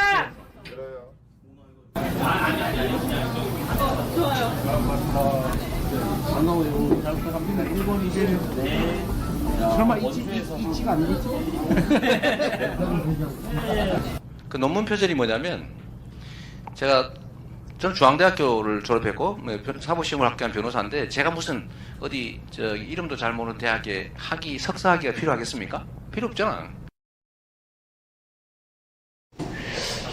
예, 이재명 대표가 재미있는 말씀들 많이 하셨죠. 그럼 저기 있는 것들 보면은요, 아마 저 마지막에 있었던, 학위 반납에 대해가 이분이 또 논문 표절을 했잖아요. 맞아요. 그래가지고 석사학위였던가요? 이거를 반납하시는데 예전에 경원대학교, 지금은 가천대학교에서 맞아요. 이 석사학위 받으신 거를, 논문 표절로 반납을 하셨는데, 어디 이름도 잘 모르는 대학에 석사학위가 필요하겠습니까? 필요 없잖아요. 라고 이렇게 얘기했는데요. 사실 가천대학교 정도면은 수도권에 있는 굉장히 좋은 대학교고, 많은 재학생들이 계신 학교인데, 어떻게 성남시장을 지낸 사람이 가천대학교를 디스할 수 있느냐? 가천대 성남에 있죠. 그리고 이게 웃긴 게 네. 애초에 자기가 거기 들어간 거잖아요. 석사를 따겠다고 입학한 거 아니에요. 여기 돈 내고 다닌 거 아닙니까? 그것도 성남에 있는데. 그러니까. 아니, 그래가지고 또 뭐 자기가 떳떳하게 뭐 한 것도 아니고 논문 표절하다 걸려가지고 학위 반납하면서 이제 멋있는 척 하면서 이름도 모르는 대학에 학위를 내가 왜 그렇게 필요했겠냐. 진짜 적반하장도 유분수다. 수시로 이재명 시장이 그 가천대 이기려 총장님이세요. 그렇죠. 연세는 많으신데 되게 젊게 불로불사의 막 비밀. 강남 스타일 추시고 하시는 분이 네. 수시로 수시로 만나고 네. 칭찬도 많이 했던 부분인데 이름도 모르는 대학이라고 하니까 이거 뭐지? 그러니까 적어도 저는 가천대에 계신 분들이라 하면은 가천대를 졸업하시거나 가족이 가천대에 있는 분들이라면은 수십만 단위인 건데 그게 유권자 예. 수가. 예, 이재명 대표 엘리트 의식에 대해 가지고 한번 생각해 보셔야 될 것 같은 게요. 예, 뭐 하여튼 이재명 대표가 물론 이제 본인이 중앙대학교에서 이런 법과대학을 졸업하고 이런 어떤 본인의 학력에 대해 가지고 자신감을 가지고 이렇게 말씀하신 부분이 있겠지만은 그렇다고 해서 본인이 좋아해서 다닌 대학교 거기에 석사학위 받은 학교에 대해서 이렇게 디스할 필요는 없지 않나 이런 생각을 좀 합니다. 아 그래도 자신감을 갖고라고 표현을 해주시네요. 예. 제가 봤을 때는 오늘 판결의 영향입니다. 예, 예. 솔직히 원래 같았으면 이거보다 훨씬 더 세게 욕했을 텐데 이게 뭐 우리도 뭐 이거 뭐 무죄 나오고 막 이런. 예. 저는 아무리 자신감을 가져도 예. 제가 나온 학교를 이름도 모르는 대학이라고 표현할 것 같지는 않거든요. 아 쉽지 않죠. 근데 엄청난 자신감인 것 같아요. 아 그리고 옛날에 부산 비하 같은 것도 있지 않았습니까? 아, 비하라는 건 너무 많아요. 그러니까 비하를 숨쉬듯이 하는 분이에요. 예. 온 세상 비하는 다 갖고 있어요, 그분이. 그러니까요. 그래서 이재명 대표가 사실 윤석열 대통령 욕을 잘하시는데 욕을 잘하는 건 좀 그래도 우리가 통상적인 관점에서 욕을 하는 거잖아요. 뭐뭐 새끼 뭐 이런 거 하시는 거잖아요. 그런 거 그냥 술자리에서 그냥 걸지게 하는 말들이고. 맞아요. 100년에 한 번 나올 만한 새끼 뭐 이렇게. 그러니까 이재명 대표는 너무 창의적이다. 그러니까 이런 표현들이 왜 이런 게 나왔을까? 평소에 이런 생각을 많이 하나? 이런 좀 의심을 하게 하는 말들을 많이 하는 거죠. 트위터에서도 보면 저는 이제 관성적으로 우리가 예를 들어 게임 같은 거 많이 하다 보면은 하는 욕들도 있고 뭐 하는 상투적인 표현도 있고 한데 이재명 대표는 뭐 변기통에 머리에 뭐 대변기에 아니 그게 뭐 눈 짝짝이 될 수 있어요부터 시작해서 전형적인 장애인 비하 발언인데. 장애인 비하 이런 거 엄청 많이 했잖아요. 그러니까 그게 정확히 제가 트위터에 하신 말씀인데 정확히 옮기진 못하겠지만은 뭐 트위터에 설전이 좀 있었어요 이분이. 맞아요. 그러더니만은 갑자기 머리를 대변기에 넣으세요 이렇게 답장을 해가지고 아니 머리를 변기에 넣으세요가 맞는 것 같아요. 대변기입니다. 저 정확히 머리를 대변기에 넣으세요라고 해가지고 아니 어떻게 이런 표현을 쓸 수가 있지? 그것도 어디 귓속말로 대변기에 넣어라 이런 것도 아니고. 트위터에서 공개적으로. 예, 그러니까 저는 참 창의적인. 근데 사실 이런 그 어떤 뭐 이런 창의적인 이런 표현들 비하하거나 아니면 설전할 때 표현 말고 정치의 영역에서 이재명 대표님이 뭐 엄청나게 창의적인 표현을 뭘 많이 썼는지 잘 모르겠거든요. 그러니까 좋은 의미에서. 그러니까 예를 들면 우리가 너무 이게 이준석 친화적이어서 그런지 모르겠지만 여기 되게 비유라든지 뭐 그렇죠. 이런 것들 잘 쓰는데 뭐 이모티콘으로 상황을 뭐 표현한다든지 아니면 뭐 비단 주머니라든지 그렇죠. 뭐 이런 걸 많이 쓰는데 이재명 대표님은 그 창의적인 능력치가 약간 좀 특정한 곳으로 좀 몰빵돼 계시는 것 같아요. 그렇게 약간. 되면 일배 돼요, 일배 막 이런 식이에요. 저는 그거 보고 전 성남시장 때부터 너무 가까이 보니까 야 진짜로 이 사람을 어떻게 개몽해야 되는가. 그리고 본인이 일베 출신이시라고 그랬었잖아요. 본인이 일베 출신이신데. 제가 일베 뭐 입나라 그랬던 거예요. 예, 일베 어쨌든 지금까지 대한민국 정치인 중에서 본인이 일베 회원이라고 시인한 분은 이재명 대표가 유일합니다. 뉴 노멀의 시대에 맞게. 그러니까 이게 수많은 보수 정치인들이 일베했다는 의혹을 받고 이렇게 공격당하고 있지만은 자신이 나와가지고 나 일베했다 이렇게 하신 분은 이재명 대표가 유일한데 사실 이게 믿기지가 않습니다 진짜. 그래가지고 이게 저는 이재명 대표 솔직하신 분이었네요. 아, 대단해요. 그러니까 허위 사실 그 무죄 받으실 만하네요. 솔직하신 분이에요. 예, 어쨌든 이제 또 대선이 다가오니까 이런 것들이 또 끌어올려질 생각을 하니까 오늘 하루가 또 이제 즐겁긴 합니다. 어쨌든 지금까지 정치인들이 이 거짓말 해가지고 팩트 확인이 안 된 주장 때문에 재판 중인 사람들이 많았잖아요. 그런데 양문석 의원이 최근에 또 이제 기소가 되셔가지고 또 이 1심 유죄를 받으셨는데 딸 명의의 11억 원 불법 대출 의혹이 있었습니다. 근데 여기 이제 새마을금고가 권유했다. 그런데 새마을금고가 권유했다는 말에 대해서 허위사실 공표 혐의로 이제 1심 유죄 받았죠. 2월에 이르렀습니다. 이것도 사실 오늘의 그 백현동 판결 영향을 미칠 것 같아요. 보면 양문석 의원 굉장히 억울할 수 있죠. 그러니까 새마을금고에서 왔는데 어서 옵쇼 했는데 그걸 권유로 받아들이시는 거고. 그렇죠. 새마을금고에서 아이고 안녕하세요 했는데 권유라고 받아들였다. 도와드릴까요? 이랬는데 그렇죠. 권유로 받아들이고. 그렇죠. 네, 그렇게 할 수 이거 뭐 있어요. 특별한 사실은 아니면 내 인식이에요. 난 권유했다고 생각했어요. 뭐 그렇게 느꼈어요. 그렇게 되면 이것도 지금 난장판 나는 상황으로 갈 수도 있을 겁니다. 자, 최강욱 민주당 의원 전 민주당 의원 같은 경우에는 조국천 혁신당 대표 조국 대표 아들이 실제 인턴했다라고 했는데 이게 작년 말에 대법원에서 유죄가 확정됐습니다. 그리고 유시민 노무현재단 이사장 같은 경우에는 한동훈 전 검사장이 계좌 추적을 했다 그랬다가 대법원에서 작년 6월에 유죄가 확정됐고요. 이분 또 민사까지 맞은 걸로 알고 있는데 박순자 의원님. 네, 박순자 의원님 같은 경우에는 비리 의혹 제기한 운전기사에게 5천만 원 주고 거짓 해명 발표하게 했다가 허위사실 공표 혐의에 대법원 유죄가 2022년 12월에 확정됐습니다. 아하. 그러니까 사실 이런 건들은 뭐 그렇죠. 유시민, 박순자 이런 거는 유죄가 흔들리진 않겠지만 네. 좀 앞서 봤던 양문석 사마의 의원, 권유형. 약간 이런 것들은 앞으로 훨씬 더 치열하게 다퉈질 수 있겠죠. 그렇죠. 사실 예. 이재명 대표가 사실 워낙 이제 여러 가지 살신성인격, 본인이 몸을 던져가지고 오히려 판례를 만드신 분이기 때문에 그렇죠. 사실 지난번에 그 대법원에서 권순일 대법관이 살아나온 그 것만 하더라도 우발적으로 TV 토론에서 말 잘못한 거는 문제가 되지 않는다. 그렇죠. 많은 정치인들 살려주는. 많은 정치인 살려주고 있습니다. 예, 그렇기 때문에 이재명 이번에는 판넬까지 가지고 왔는데. 그러니까요. 예, 이번에는 또 판례가 좀 점점 더. 그리고 이재명 대표가 이재명을 합니다. 그렇기 때문에 실제로 이 죄를 없애버릴 가능성도 존재한다. 저는 이런 실제로 생각합니다. 민주당 의원들이 발의했을걸요? 근데 이게 사실은 그 민주당 원래 우리가 이제 표현의 자유라고 하는 영역에서 보면 그 뭐 사실적시 명예훼손이나 이런 뭐 허위사실 유포, 뭐 공직선거법에 이런 부분을 일정 부분 없애거나 하자는 주장 충분히 타당하죠. 네. 저는 뭐 충분히 할 수 있는 주장이고 저도 뭐 일정 많은 부분 공감합니다. 근데 이제 이 사람들이 이제 민주파출소 하면서 이제 사람들을 때려잡겠다고 하면서 이제 가짜뉴스 척결하겠다, 뭐 카톡으로 가짜뉴스 보내 때려잡겠다 이러면서 이제 본인들은 뭐 허위사실 유포해도 처벌 나에 안 대한 받대. 허위사실 공표는 참을 수 없어. 그렇죠. 그건 안 하겠다 하고 뭐 요즘엔 뭐였죠? 뭐 국회의원 때리면 더 가중 처벌하겠다 이제 막 이렇게 가니까 이분들 좀 생각 자체가 좀 특권 의식에 절어져 있는 거 아닌가. 그거 발의할 때 서명 제안 왔습니까? 아니 저한테 안 왔습니다. 안 왔습니까? 장경태 의원 정도면 원래 친해서 한 번 정도 물어볼 법도 하지만 네. 뭐 안 안 왔어요. 왔어요? 예. 하여튼간 뭐 이재명 대표 입장에서는 본인이 이제 이 혐의에서 빠져나왔기 때문에 또 이제 법안을 밀어붙이지 않을 수도 있다 이런 생각합니다. 나만 아니면 돼 이런 입장을 실천하시는 분이기 때문에 그렇죠. 어쨌든 본인이 빠져나왔기 때문에 나머지는 걸려도 된다 이런 생각으로 법을 유지시킬 수도 있다 이런 생각을 합니다. 예. 자 다음은 이슈가 되는 사진이나 그냥 지나칠 수만은 없는 사진들을 모은 사진 픽 시간입니다. 예, 사진을 보겠습니다. 자, 벚꽃 동상이몽. 예. 벚꽃이 활짝 핀 부산 수영구 배화학교 벚나무의 벚꽃 사진입니다. 사실 수영구 하면은 떠오르는 인물인데 장기찬 전 최고위원이 떠오르긴 하는데요. 아하. 정치인들은 4말 5초 벚꽃 대선을 기대하다가 늦어지는 윤석열 대통령 탄핵 선고에 이젠 장미 대선이라도 하면 다행이란 마음으로 두 손 모아 기도하는 분들이 많으신 것 같습니다. 오늘 긴 시간 정치인들의 말실수와 유력 대선 주자의 사법 리스크에 대해서 얘기하다 보니까 우리 모두 벚꽃이 만개한 봄을 완전히 잊고 사는 거 아닌가 싶어서 준비해봤습니다. 예, 사진 보니까 어떠세요? 여의도 인근에도 개나리는 좀 핀 것 같은데 요즘 창밖을 볼 시간이 있습니까? 그 창밖은 보기도 하고요. 제가 실제로 오늘 좀 놀라운 일인데 제가 오늘 창녕에 갔다 왔어요. 그러니까 산청에 우리가 오늘 뭐 웃고 떠들면서 이렇게 방송했지만 네. 뭐 오프닝과 마찬가지로 저희가 당연히 안타까운 마음들 가지고 있고 실제로 그 산청에서 이제 산불 진화 지원하시다가 돌아가신 분들 계셔서 거기 이제 그 갔다 왔는데 추모의 마음을 표하려고 이제 제가 밀양역에서 내려서 이제 쏘카를 빌려가지고 운전을 하면서 이제 네.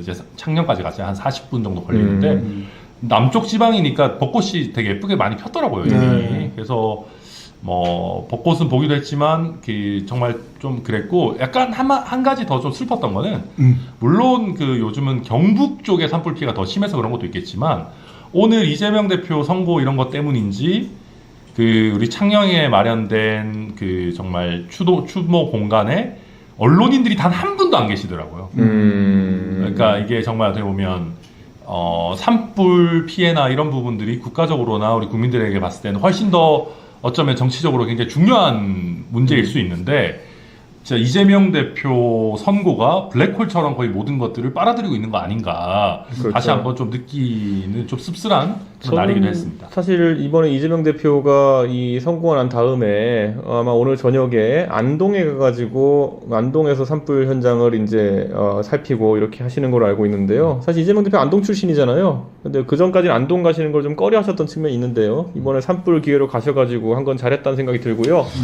한편으로는 아까 천하람 의원 말한 것처럼 지금 산불에 있어가지고 정치인들이 말도 지금 못할 정도로 피해가 번지고 있습니다. 지금 이게 어느 정도 수습이 되고 안정이 돼야지 정치인들이 가서 방문도 하고 이렇게 할 텐데 지금 현장에서 이거 진압하다가 사람이 돌아오고 있고 이런 상황 속에서 저희가 가면은 또 공무원들이 괜히 보고하려고 그러고 이러고 하기 맞아요. 때문에 맞아요. 저희 지금 안 가고 있는 상황인데 빨리 수습이 됐으면 좋겠다 이런 말씀을 드립니다. 사실 저희 의원실에도 그 선임 비서관 한 사람이 지금 자기 할머니 댁이 깔끔하게 전소돼가지고 굉장히 지금 안타까운 상황이 발생했는데요. 지금 우리 주변에도 이런 피해를 입으신 분, 그 비서관 같은 경우에는 본인은 전세 사기를 당하고 그 할머니는 댁이 전소된 일을 당하는 최근에 누군가 있네요. 한 1년 사이에 굉장히 여러 가지 일을 겪고 있는데요. 그만큼 우리가 먼 곳에서 봤다고 생각하는 개인의 불행이 사실 우리 가까이에 있다는 것 생각하면서 주변에 이런 피해 입으신 분들 없는지 한번 살펴봤으면 좋겠습니다. 좋습니다.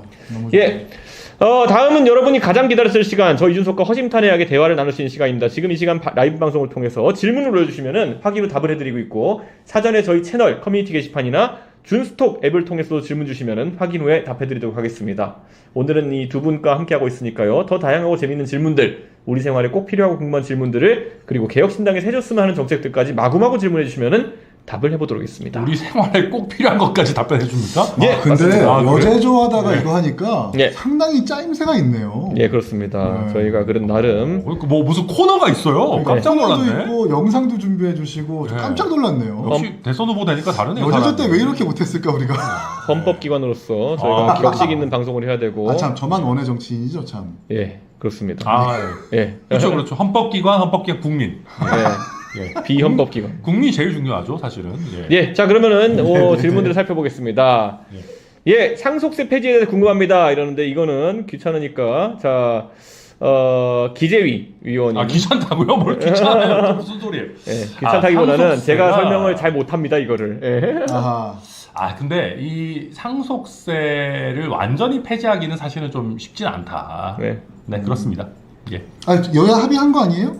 그 여야 합의가 아직 안 됐고, 그 지금 정부에서는 상속세가 아니고 이제 그 유산 취득세 형태로 완전히 네, 전환하겠다. 개편을 하겠다라고 하고 있고, 지금 민주당도 선거를 앞두고 있기 때문에 공제 범위를 늘리는 쪽으로 지금 이제 계속 얘기를 하고 있죠. 표심을 잡아야 되기 때문에 평상시 민주당이랑 좀 다릅니다. 그래서 네. 이제 그렇게 되고 있기 때문에 선거를 앞두고 극적으로 타협될 수도 있지만 저는 그렇게 간단해 보이지는 않습니다. 조금 더 논의가 많이 필요할 것이다. 예. 네. 그 이기인 최고위원 이름은 본명인가요는 도대체 왜 질문이 나오는 거죠? 모르겠어요. 저 제 유튜브 방송에서도 똑같은 질문 하시는 분들 많은데 저 분명 질문을 맞습니다. 반복적으로 하신 분의 아이디가 하헌기라는 분이거든요. 네, 그래서 제 생각에는 아주 의도성이 있는 제가 아는 하헌기라는 자와 아이디가 같은 것 같은데 그 자라면은 이해가 가는 질문입니다. 어떻게 답하시겠습니까? 오늘 또 하원기 전 대변인인가요? 그분이 또 이준석 대표에 대해서 발언을 아주 칭찬을 해주셨더라고요. 네. 이재명 대표의 저 결정에 대해서 유독 보수 진영 내지는 정당에서 이준석의 메시지가 가장 눈에 띈다라고 하면서 칭찬을 해주시더라고요. 근데 뭐 우리가 잠깐 소개해드렸습니다. 우리가 뭐 하원기 칭찬 정도에 그렇게 뭐 고맙습니다 우리 하원기. 네, 우리 하헌기 뭐라고 해야 될까요? 전 대변인. 전 대변인이죠. 전 부대변인. 네. 하헌기 전 대변인은 뭐라고 해야 될지 모르겠지만은 왜 민주당에 계속 있는지 모르겠지만은 빨리 뛰어나올 준비를 해야 되는데 이렇게 말하면 이제 여기 안 나타나겠지? 근데 환영합니다 하헌기 전 대변인. 자, 이준석 의원 대통령 되시면은 대통령실에 이기인 최고위원을 쓰실 건가요? 당연히 안 쓰죠. 대통령실에 어떻게 이기인 최고위원을 씁니까? 대통령실은 풍선 이벤트 같은 거 할 수 있고 이런 분들이 필요한데, 그렇죠. 노래도 같이 불러. 노래도 하고 합창단도 운영하고 이런 분이 필요한데, 사실 저 질문 나왔을 때 네. 기대를 안 했습니다. 네. 쓰실 사람이 아니기 때문에. 저는 트리니다드 토바고 대사로 추천하겠습니다. 나쁘지 않은데요. 좋은데요. 아이를 키우기 좋은 공간이죠. 가가지고 올해 아이가 네. 천하람 의원은 여가부 장관이 예약돼 있기 때문에 이거 선거법 위반인가? 자리를 약속하면은? 그렇죠. 선거법 위반이 될 수 있죠. 천하람 의원이 그러면 여가부 장관을 하는 건 아니고요. 저는 여가부 장관을 할 충분한 재능을 갖춘 인사라고 생각합니다. 예, 뭐 그런 것 같습니다. 얼마 전에 네. 장모 의원, 민주당 장모 의원님이 네. 사적인 자리에서 이재명 대표가 무슨 대통령이 되는 것이 기정사실이니까 나 장관 자리 약속받았다 라는 것을 장예찬 전 최고가 방송에서 얘기했다가 그걸 듣고 발끈해가지고 고소한다고 지금 난리거든요. 그렇죠. 예. 역시 이 이야기에서 우리는 발언 조심하셨다. 싸움을 붙이고 있습니다. 두장 씨가 알아서 하라고 하고 저희는 예, 정보를 전달해드렸습니다. 예. 안철수 의원의 인상이 왜 변한 걸까요? 엄청 순수한 정치인을 봤었는데 그게 아니라 나이가 드신 겁니다 지금. 예, 이제 안철수 의원이 정치 시작하실 때가 저랑 비슷할 때 시작했거든요. 2012년 이때쯤이니까요. 14년 정도 지난 겁니다. 그렇기 때문에 그때 40대 중반이었던 안철수 의원이 이제 60대 가까이 돼가시는 거거든요. 그렇기 때문에 뭐 그리고 최근에 이제 사위도 보시고 예, 그래가지고 또 다시 한 번 말씀드리면 제 친구의 장인지셨습니다. 그래가지고 이제 곧 있으면 손자 손녀도 보실 테고 이제 할아버지가 되시겠죠. 예. 자.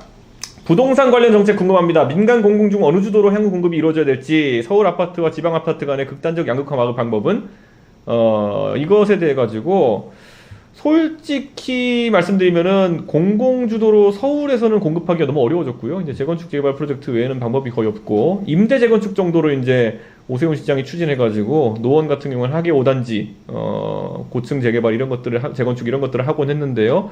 민간이 좀 주도하는 방식으로 수도권에서는 이루어지지 않을까라는 생각 들고요. 공공택지를 크게 개발할 만한 땅이 남아있을까 이런 생각합니다. 지금 마지막으로 그린벨트 풀겠다는 시도 정도를 하고 있는 것인데 공공택지는 거의 이제 할 곳이 안 남아있다 이런 생각입니다. 예. 그리고 서울 아파트와 지방 아파트 간의 극단적 양극화를 막을 방법은 무엇이냐 이렇게 했는데요. 제가 사실 제 책에서도 1가구 2주택을 지방 아파트에 대해서는 풀어줘야 되는 것이 아니냐 이런 얘기를 했는데 이거 최근에 제가 말하고 다녔더니만은 공교롭게도 국민의힘에서 이걸 정책을 발표했던데요. 아하. 언제나 그런 좋은 거는 베꼈어도 괜찮습니다. 예, 그런 생각하고 있습니다. 자, 문재인 대통령이 윤석열 대통령 탄핵 심판을 심리 중인 헌법재판소에 신속한 선고를 촉구했다. 그런데 왜 이러는 걸까요? 다른 속내가 있는 거 아닐까요? 이랬는데요. 왜 그럴까요? 어떻게 보십니까? 이기인 최고위원. 글쎄요. 항상 조용히 계시다가 문득문득 나오셔가지고 저런 메시지 내는 것 같은데 이재명 대표한테 이제 손을 들어주겠다라는 메시지 아닐까요? 혹시 딸의 사면을 바라시는 게 아닐까요? 네, 최근에 보니까 따님이 이제 갈수록 복잡한 일에 연루가 되고 계시던데 지금까지는 그분이 뭐 그 음주운전 음주하시고 이런 거로 문제가 됐었는데 맞아요. 최근에는 태국에 무슨 뭐 진출하고 이런 문제에 대해서 얘기가 나오고 뭐 뇌물이 아니냐 이제 논란이 나오고 그렇죠. 있죠. 이거는 단순히 뭐 그 에어비앤비 하고 이런 거랑은 차원이 다른 혐의입니다. 그렇죠. 그렇기 때문에 그런 것 때문에 좀 어떻게든 정권 교체를 이루어야 될 것 같고 거기서 이재명 대표 밀어가지고 그런 걸 좀 바라는 게 아닐까라는 제 추측입니다. 제가 문재인 대통령 트위터랑 뭐 SNS 봤는데 네. 이른바 개딸들의 공격이 상당합니다. 맞아요. 너무 한가해 보인다. 되게 맞죠? 심해요. 그렇죠. 그래서 왜 이재명 대표 저렇게 공궁하고 궁지에 몰려 있는데 전직 대통령 민주당 출신의 전직 대통령이 가만히 있느냐. 김경수 지사 저렇게 막 단식하고 있고 막 메시지 내고 있는데 이런 압박의 어떤 결과가 아닐까? 아니 그럼 대통령은 좀 가만히 있어야 되는 사람 아니에요? 아니 그리고 본인이 옛날에 잊혀지고 싶다고 하지 않았습니까? 좀 약간 이분들은 전반적으로 좀 그 언행일치가 잘 안 된다. 전직 대통령은 좀 조용히 사시는 게 디폴트인데 왜 이렇게 이재명 대표의 강경 지지자들 개딸들이 하는 분들은 그 전직 대통령 끌어내려고 하는지 잘 모르겠습니다. 그런데 예전에 이재명 대표 단식해가지고 그 뭡니까 녹색병원인가 거기 누워있을 때 맞아요. 녹색병원. 그때 문재인 대통령이 가가지고 이렇게 보살피는 사진 찍히면서 이재명 대표 측의 일부 인사들이 굉장히 화가 났었다 그래요. 왜요? 왜냐? 이게 뭐 당연히 명랑 가는 건 좋은 일이지만은 사진 찍힌 구도가 내가 이재명을 케어하는 입장이다. 내가 상급자다 이런 이미지로 비쳤다라고 해가지고 그건 병문안 오면 당연한 거 아닌가? 그러니까 그래가지고 아니 예. 은근히 기싸움이 심하구나. 라는 누워 생각. 있었을 텐데요. 그렇죠. 그리고 굉장히 그때는 기진맥진한 상태였으니까 맞아요, 당연히 그 맞아요. 자리에서 맞이할 수밖에 없었던 거고. 그런데 그런 오해가 일부 인사들 사이에서 싹 텄다라는 얘기를 전해들었습니다. 아하. 예, 천하람 의원에게 들어간 질문인데 어떤 햄버거를 가장 좋아하십니까? 다음엔 다 같이 햄버거 먹방 기대하겠습니다. 이런데요. 예, 저는 더블 커터 파운더를 제일 좋아합니다. 맥도날드. 더블 커터 파운더. 예. 맥도날드에 가면은 그 커스텀 햄버거 만들어준 거 알고 있어요? 몰라요. 그런 게 있습니까? 네, 먹던 맥도날드 옛날에 제가 이태원 살았을 때 보면요, 그때 그 우리나라 빅맥 말고 그 뭐라 그러지? 메가맥이라고 있잖아요. 아, 예. 그러니까 메가맥. 빅맥을 두 번 싸우면 메가맥이거든요. 그런데 트리플 메가맥 같은 거 만들어줘요. 패티 한 장에 얼마씩 더 내면은. 그거 추가해서 이제 계속. 예. 돈만 주면 뭐 자본주의 사회에서 또. 예, 쿼터 파운더 이런 것도 가능합니다. 어. 예, 그래가지고 그런 것들. 예. 어. 예. 예. 아까 뭐 제가 비서관 할머니 때 깔끔하게 전소가 논란되지 않을까 염려해가지고 또 말씀해 주신 분 있는데요. 아, 그렇죠. 이건 비서관의 아까 저랑 저녁 먹으면서 했던 표현을 그대로 제가 다운표 따서 옮긴 건데요. 정말 당황스러운 상황입니다. 그러니까. 예, 그래서 비서관이 사실 할머니 걱정 많이 하면 사진도 보여주고 했는데요. 뭐 웃자는 의미는 전혀 아닌 거죠, 당연히. 네. 댁이 전소됐는데 저희가 어떻게 웃겠습니까? 그리고 저희 가족인데, 저희 비서관 얘기인데요. 자, 어쨌든 길가에 담배꽁초나 쓰레기가 너무 많은데 과태료를 올리든 뭔가 좋은 방법이 없을까요? 그랬는데 어떻게 보십니까? 어려운 문제죠. 아니 근데 담배세 올린다고 담배 많이 안 피게 되는 건 또 아니잖아요. 그러니까 뭐 과태료 올리는 것도 방법 일정 부분 방법일 수도 있고 뭐 이거에 대해서 뭐 파파라치를 운영하고 할 수도 있는데 너무 우리가 또 그렇게 되면 막 감시 사회 되고 막 찍으러 다니고 이게 꼭 다 좋은 일만은 아니지 않습니까? 아니 근데 그래서 오히려 담배를 피우시는 분들이 예. 담배를 필 공간이 너무 없어요. 차라리 그냥 한쪽 구석에다 우리 본청 뒤에도 흡연 공간 있잖아요. 있죠, 거기서 있죠. 꼭 피시잖아요. 예. 딴 데 안 피시고 그런 공간을 만들어주는 게 오히려 좀 해결 방법이 될 수도 있다. 일본이 그렇거든요. 아니면은 뭐 약간 이제 우리가 좀 극단적인 해결책이지만은 꽁초를 주워가야 담배로 바꿔주는 시스템을 플러깅, 도입할 플러깅? 수도 있죠. 예, 꽁초 20개 모아가야 담배 한 갑 주는. 그건 괜찮은데? 생각해 볼 수 있죠. 그러니까 컵 예. 보증금 같이 꽁초 그렇죠. 보증금 해가지고. 꽁초 보증금 해가지고. 예, 꽁초 예. 보증금 제도. 이거는 대선거학급도 될 것 같은데요? 아, 그래요? 갑자기 그냥 막 던진 건데 이런 식으로 됩니까? 꽁초 보증금을 얼마나 주느냐가 제일 관건이죠. 아니, 아니지, 아니 그게 아니라 담배를 10,000원을 만들고. 담배를 살려면 꽁초를 가져가야 되는 건 거죠, 그러니까. 아니 담배를 한 15,000원 만들고. 아니 논란 만들지 마. 아니 그만해. 꽁초를 가져가면은 10,000원을 돌려준다. 리펀드를 해주는. 그러니까 원래 컵 보증금이 그런 거잖아요. 그렇죠. 예, 컵 보증금이나 병 보증금 그런 것처럼 그렇게 하면 되지 않을까. 그러면 또 이제 폐지 줍는 분들처럼 꽁초 줍는 분들도 나올 수 있고. 그렇죠. 그러면 이제 그분들이 편의점 앞에 기다렸다가 네. 사러 오시는 분한테 이제 꽁초 넘기고 이렇게 하는 그런 그렇죠. 걸 볼 수 이게 또 민간의 화폐 단위가 될 수도 있고. 꽁초 하나 그럼요. 이렇게. 이건 아니지. 그래 내 생각 어쨌든 간에. 되게 안 좋아 보이는데. 아니 뭐라는 거야? 되게 안 좋아 보이네. 네, 어쨌든 간에. 자. 전자책의 도서점까지는 폐지하는 게 어떨까요? 인쇄본이랑 원가부터 다른데 정가로 가격이 같으면 안 된다고 생각해요. 이렇게 말씀하셨는데요. 뭐 합리적인 생각이 듭니다. 원래 이게 그 재고 관리하는 게 도서가 돈이 많이 들거든요. 근데 전자책은 재고라는 게 없잖아요. 그러다 보니까 그런 식의 관점도 가능하다 이런 생각이 맞아요. 듭니다. 그 도서 정가제 자체에 대해서 제 생각에 근본적인 검토가 필요합니다. 우리 대선 공약에서 본격적인 검토를 해야 되잖아요. 저것도 읽어주세요. 없애야 되는 거 아닌가? 인스타 마팔 좀 해달라고. 인스타 마팔은 도저히 할 수가 없는 상황인 게 너무 많이 요청이 들어와가지고 그래요? 동탄 지역에 사시는 분들은 본인의 동탄 아파트 문주에 사진 찍어가지고 보내주시면 즉시 마팔하고 있습니다. 예, 그랬더니만은 최근에 그 AI가 발달하면서 가끔 동탄 아파트 사진에 본인을 합성하시는 분들이 있습니다. 만드는군요. 예, 근데 다 눈에 띕니다. 맞아. 이번에 오픈 AI에서 막 사람이 약간 붕 떠 있고 이런 사진도 맞죠. 가끔 보낼 때가 있어요. 공중부양대 사진인 거. 근데 그런 건 다 눈에 띄니까요. 그렇게 하지 않았으면 좋겠습니다. 자, 최근 영양군에서 미얀마 난민을 받아가지고 지역 인구 감소를 해결하겠다는데 한국의 이민 문제에 대해 생각한 바가 있나요? 영양군이면은 사실 청양고추로 유명한 곳입니다. 예, 이게 우리 시사상식 중에 가장 유명한 것 중에 하나인데 청양고추는 청양에서 나는 것이 아니다. 그렇죠. 청량군과는 아무런 상관이 없어요. 어디죠? 어디랑 영양이죠? 청송과 영양입니다. 청송과 영양. 예, 청송과 영양에서 나오는 고추를 청양고추라고 하는 것인데 훌륭합니다. 예, 이걸 또 이제 처음 마케팅적으로 청송군 영양 청양이 캐쳐 실제 청양에서도 시민들 이제 고추를 군이라고. 키웁니다. 예, 청양에서도 고추를 키우기 때문에 청양에서 청양고추가 나는 경우도 있다 이런 말씀 드리고요. 근데 어쨌든 오리지널은 청송과 영양의 고추를 청양고추라고 합니다. 어쨌든 영양군에서 이런 난민을 받아가지고 인구를 늘리자라는 얘기가 나온다고 하는데요.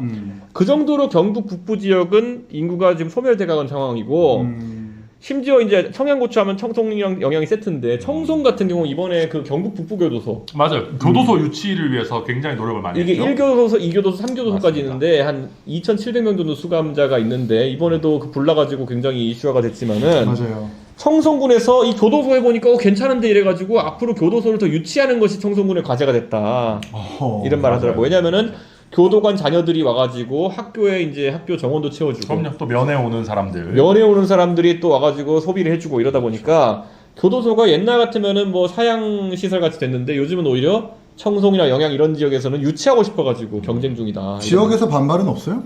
청송은 이미 해보니까 청송은 대한민국 최대 규모의 이제 교도소 컴플렉스가 되니까 나쁜 게 없네 이런 거죠. 왜 그러냐면 인구가 너무 줄어서 반발할 안양의 일이 교도소 있잖아요. 네. 거기가 이제 딴 데로 옮기는 이슈가 있거든요. 네. 거기 있는 여야 모든 정치인들이 어떻게든 밀어내려고 하는 게 안양 교도소 이슈고. 수도권은 인구가 많으니까. 그리고 심지어 뭐 분당이나 성남에서 보호관찰소 사태가 있었잖아요. 네. 보호관찰소가 뭐 강력범죄인 사람들을 다루지도 않지만 보호관찰소 들어온다고 해가지고 난리 났었거든요. 근데 지방은 이제 인구 소멸 걱정하니까 이거 오히려 유치한다 그러는 거예요. 맞아요. 네. 맞아요. 그러니까 저는 솔직히 말하면은 우리나라에서 지금 교도소 과수용 상태가 이제 발생하고 있는 것 같은데 저는 이런 것들 뭐 많은 사람이 감옥 가는 건 좋은 건 아니겠지만은 좀 이런 걸 지역에 분산해가지고 수도권에 있는 것들을 옮기는 것도 좋겠다 이런 생각합니다. 우리가 잘 아는 것처럼 서울구치소 그리고 뭐 안양교도소 뭐 이런 것들 사실 계속 이전 요구가 있는 거거든요. 그렇죠. 오늘 같은 경우에도 또 감옥 갔었어야 될 만한 분도 또 안 가시기도 하고 그런. 뭐 앞말이나 던지고 있습니다 이제. 아니, 오늘 뭐 다양한 곳에서 여러 선고들이 있었겠죠. 예, 특정하지 않고 있습니다 저희는. 예. 자, 재난주간 방송인 KBS가 서울이 아닌 다른 지역 재난에 좀 다소 소홀한 것 같습니다. 과방위원으로서 의견 듣고 싶다고 하셨는데요. 아, 이거 제가 계속 지적을 합니다. 그런데 이렇게 되면요, 여러분들이 보셔야 되는 게 KBS의 재정 구조에 대해 가지고 수신료가 사실 윤석열 정부에서 KBS 때려잡겠다고 수신료를 이제 분리징수하겠다는 얘기를 해가지고 수신료 재원이 많이 떨어진 상태입니다. 그래가지고 지금 특파원 같은 경우에도 해외 특파원도 많이 줄이고 있거든요. 그런 상황 속에서 지방방송총국 또는 지국을 가보면요, 시설이 굉장히 안 좋습니다. 제가 순천에 살 때 순천 방송국에 가가지고 방송도 해보고 이랬는데요, 서울 방송국에 있는 장비와 비교해봤을 때 야, 이거는 방송하다가 뭐 이렇게 갑자기 트랜지스터 터져도 이상하지 않을 정도다 라고 할 정도의 장비들도 있습니다. 그러니까 저는 이거는 우리가 이런 그 돈이 안 되는 재난방송 같은 기능을 KBS에 좀 강화하기 위해 가지고는 뭐 재난방송에는 뭐겠습니까? 가가지고 카메라 그 영상 기자님이랑 그리고 또 이런 인력들이 상시 대기하고 있어야 되는 게 이런 재난에 대한 대응 태세거든요. 그러니까 저는 이러기 위해 가지고는 수신료 문제를 좀 해결해야 될 필요성이 있다 이런 생각을 합니다. 지금은 KBS와 EBS에 우리가 수신료를 지급하게 돼 있는데요. 이게 최근에 분리징수되면서 징수액이 한 30% 정도 떨어진 상황입니다. 그래서 계속 이런 돈 안 되는 방송을 줄일 수밖에 없는 상황이기 때문에 저는 저도 안타까웠습니다. 산불 관련해 가지고 너무 KBS나 이런 곳의 방송을 상시 방송 체제를 제대로 못 돌리는 거 보고 안타까웠는데, 사실 그러려면 안동에 있는 안동 KBS나 이런 곳에 계속 상시 배치를 해야 되는 거거든요, 사람을. 맞아요. 그래서 실제로 제가 순천 KBS 그때 폐지 반대 운동도 하고 그랬어요. 지역에서. 그러니까 순천 KBS, 안동 KBS 다 폐국 예정 방송국들입니다. 그때 그랬어요. 2020 한 2년, 3년 이럴 때. 네.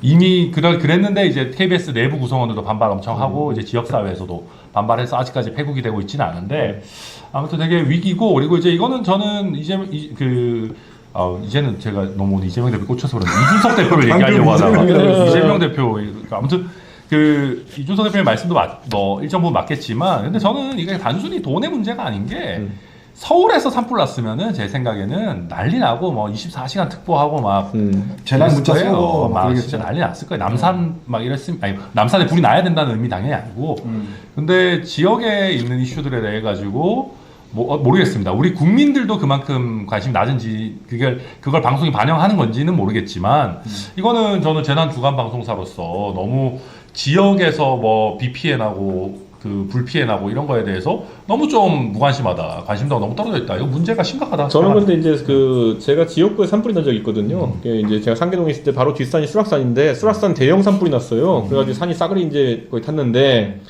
거기도 이제 보면 뭐냐면 수락산이 은근히 뭐라 해야 될까요? 무속 신앙 하시는 분이 많아요. 거기 가면 산 중간중간에 어디 돌 밑에다가 초 피워놓고 이렇게 하는 분들이 있거든요. 그분 때문에 이제 산이 이제 탄 그런 상황이었는데, 그때 이제 서울에 가까우니까 방송사 많이 오고 했는데, 진화 작업에는 약간 좀 장애 요소가 되긴 하더라고요. 왜냐면 보통 수락산 정도면 등산로가 많이 확보된 곳인데도 거기에 이제 의용소방대가 물통 하나씩 들고 가가지고 이제 펌프로 이제 불 끄고 이러고 있는데, 방송이 계속 들어가니까 좀 원활하게 이렇게 이동하기가 좀 어려운 측면이 있고, 거기에 또 정치인들 그 당시에 서울이니까 엄청 많이 왔거든요. 그때 기억나는 게 그때 박원순 시장님 시장하실 때인데, 제가 막 거기서 전 지역구니까 이렇게 보고 있는데 박원순 시장 오시더니 준석 씨도 있네 이러더니만은 가서 이제 보고를 받으시는데, 이제 소방관들 입장에서는 아, 시장님이 오시면 뭐 하는데 예. 좀 성가시죠. 왜냐면 그렇죠. 오셔가지고 시장님이야 당연히 그냥 카메라도 언론 있고 하니까 그냥 이런 상투적인 질문 하시는데 판넬 준비하고 판넬 중에 소방관들 입장에서는 이게 뭐 하는 거냐. 그래가지고 협박받았다고 느낄 수 있죠. 그리고 뭔가 그냥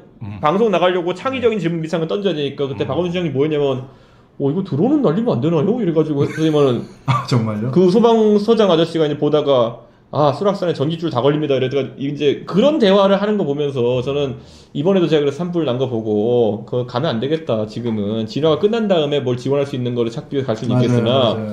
진화 단계에서 뭐 가가지고 이렇게 얼굴 비추고 그러면은 맞아요. 아무리 말단 국회의원이라 그래도 엄청나게 그 맞이하는 입장에 스트레스 받는다. 그렇죠. 예, 그래서 그런 건 좀 지양해야 되지 않을까 하는 생각입니다. 판교에서 한번 데이터 센터 불 크게 난 거 기억나요? 막 크게 카카오 났었죠. 카카오. 예. 그때 제가 갔었을 때, 그 끝나고, 화재 진압 끝나고 들어보니까 소방관들 중에 이렇게 따로 브리핑을 하는 사람은 없대요.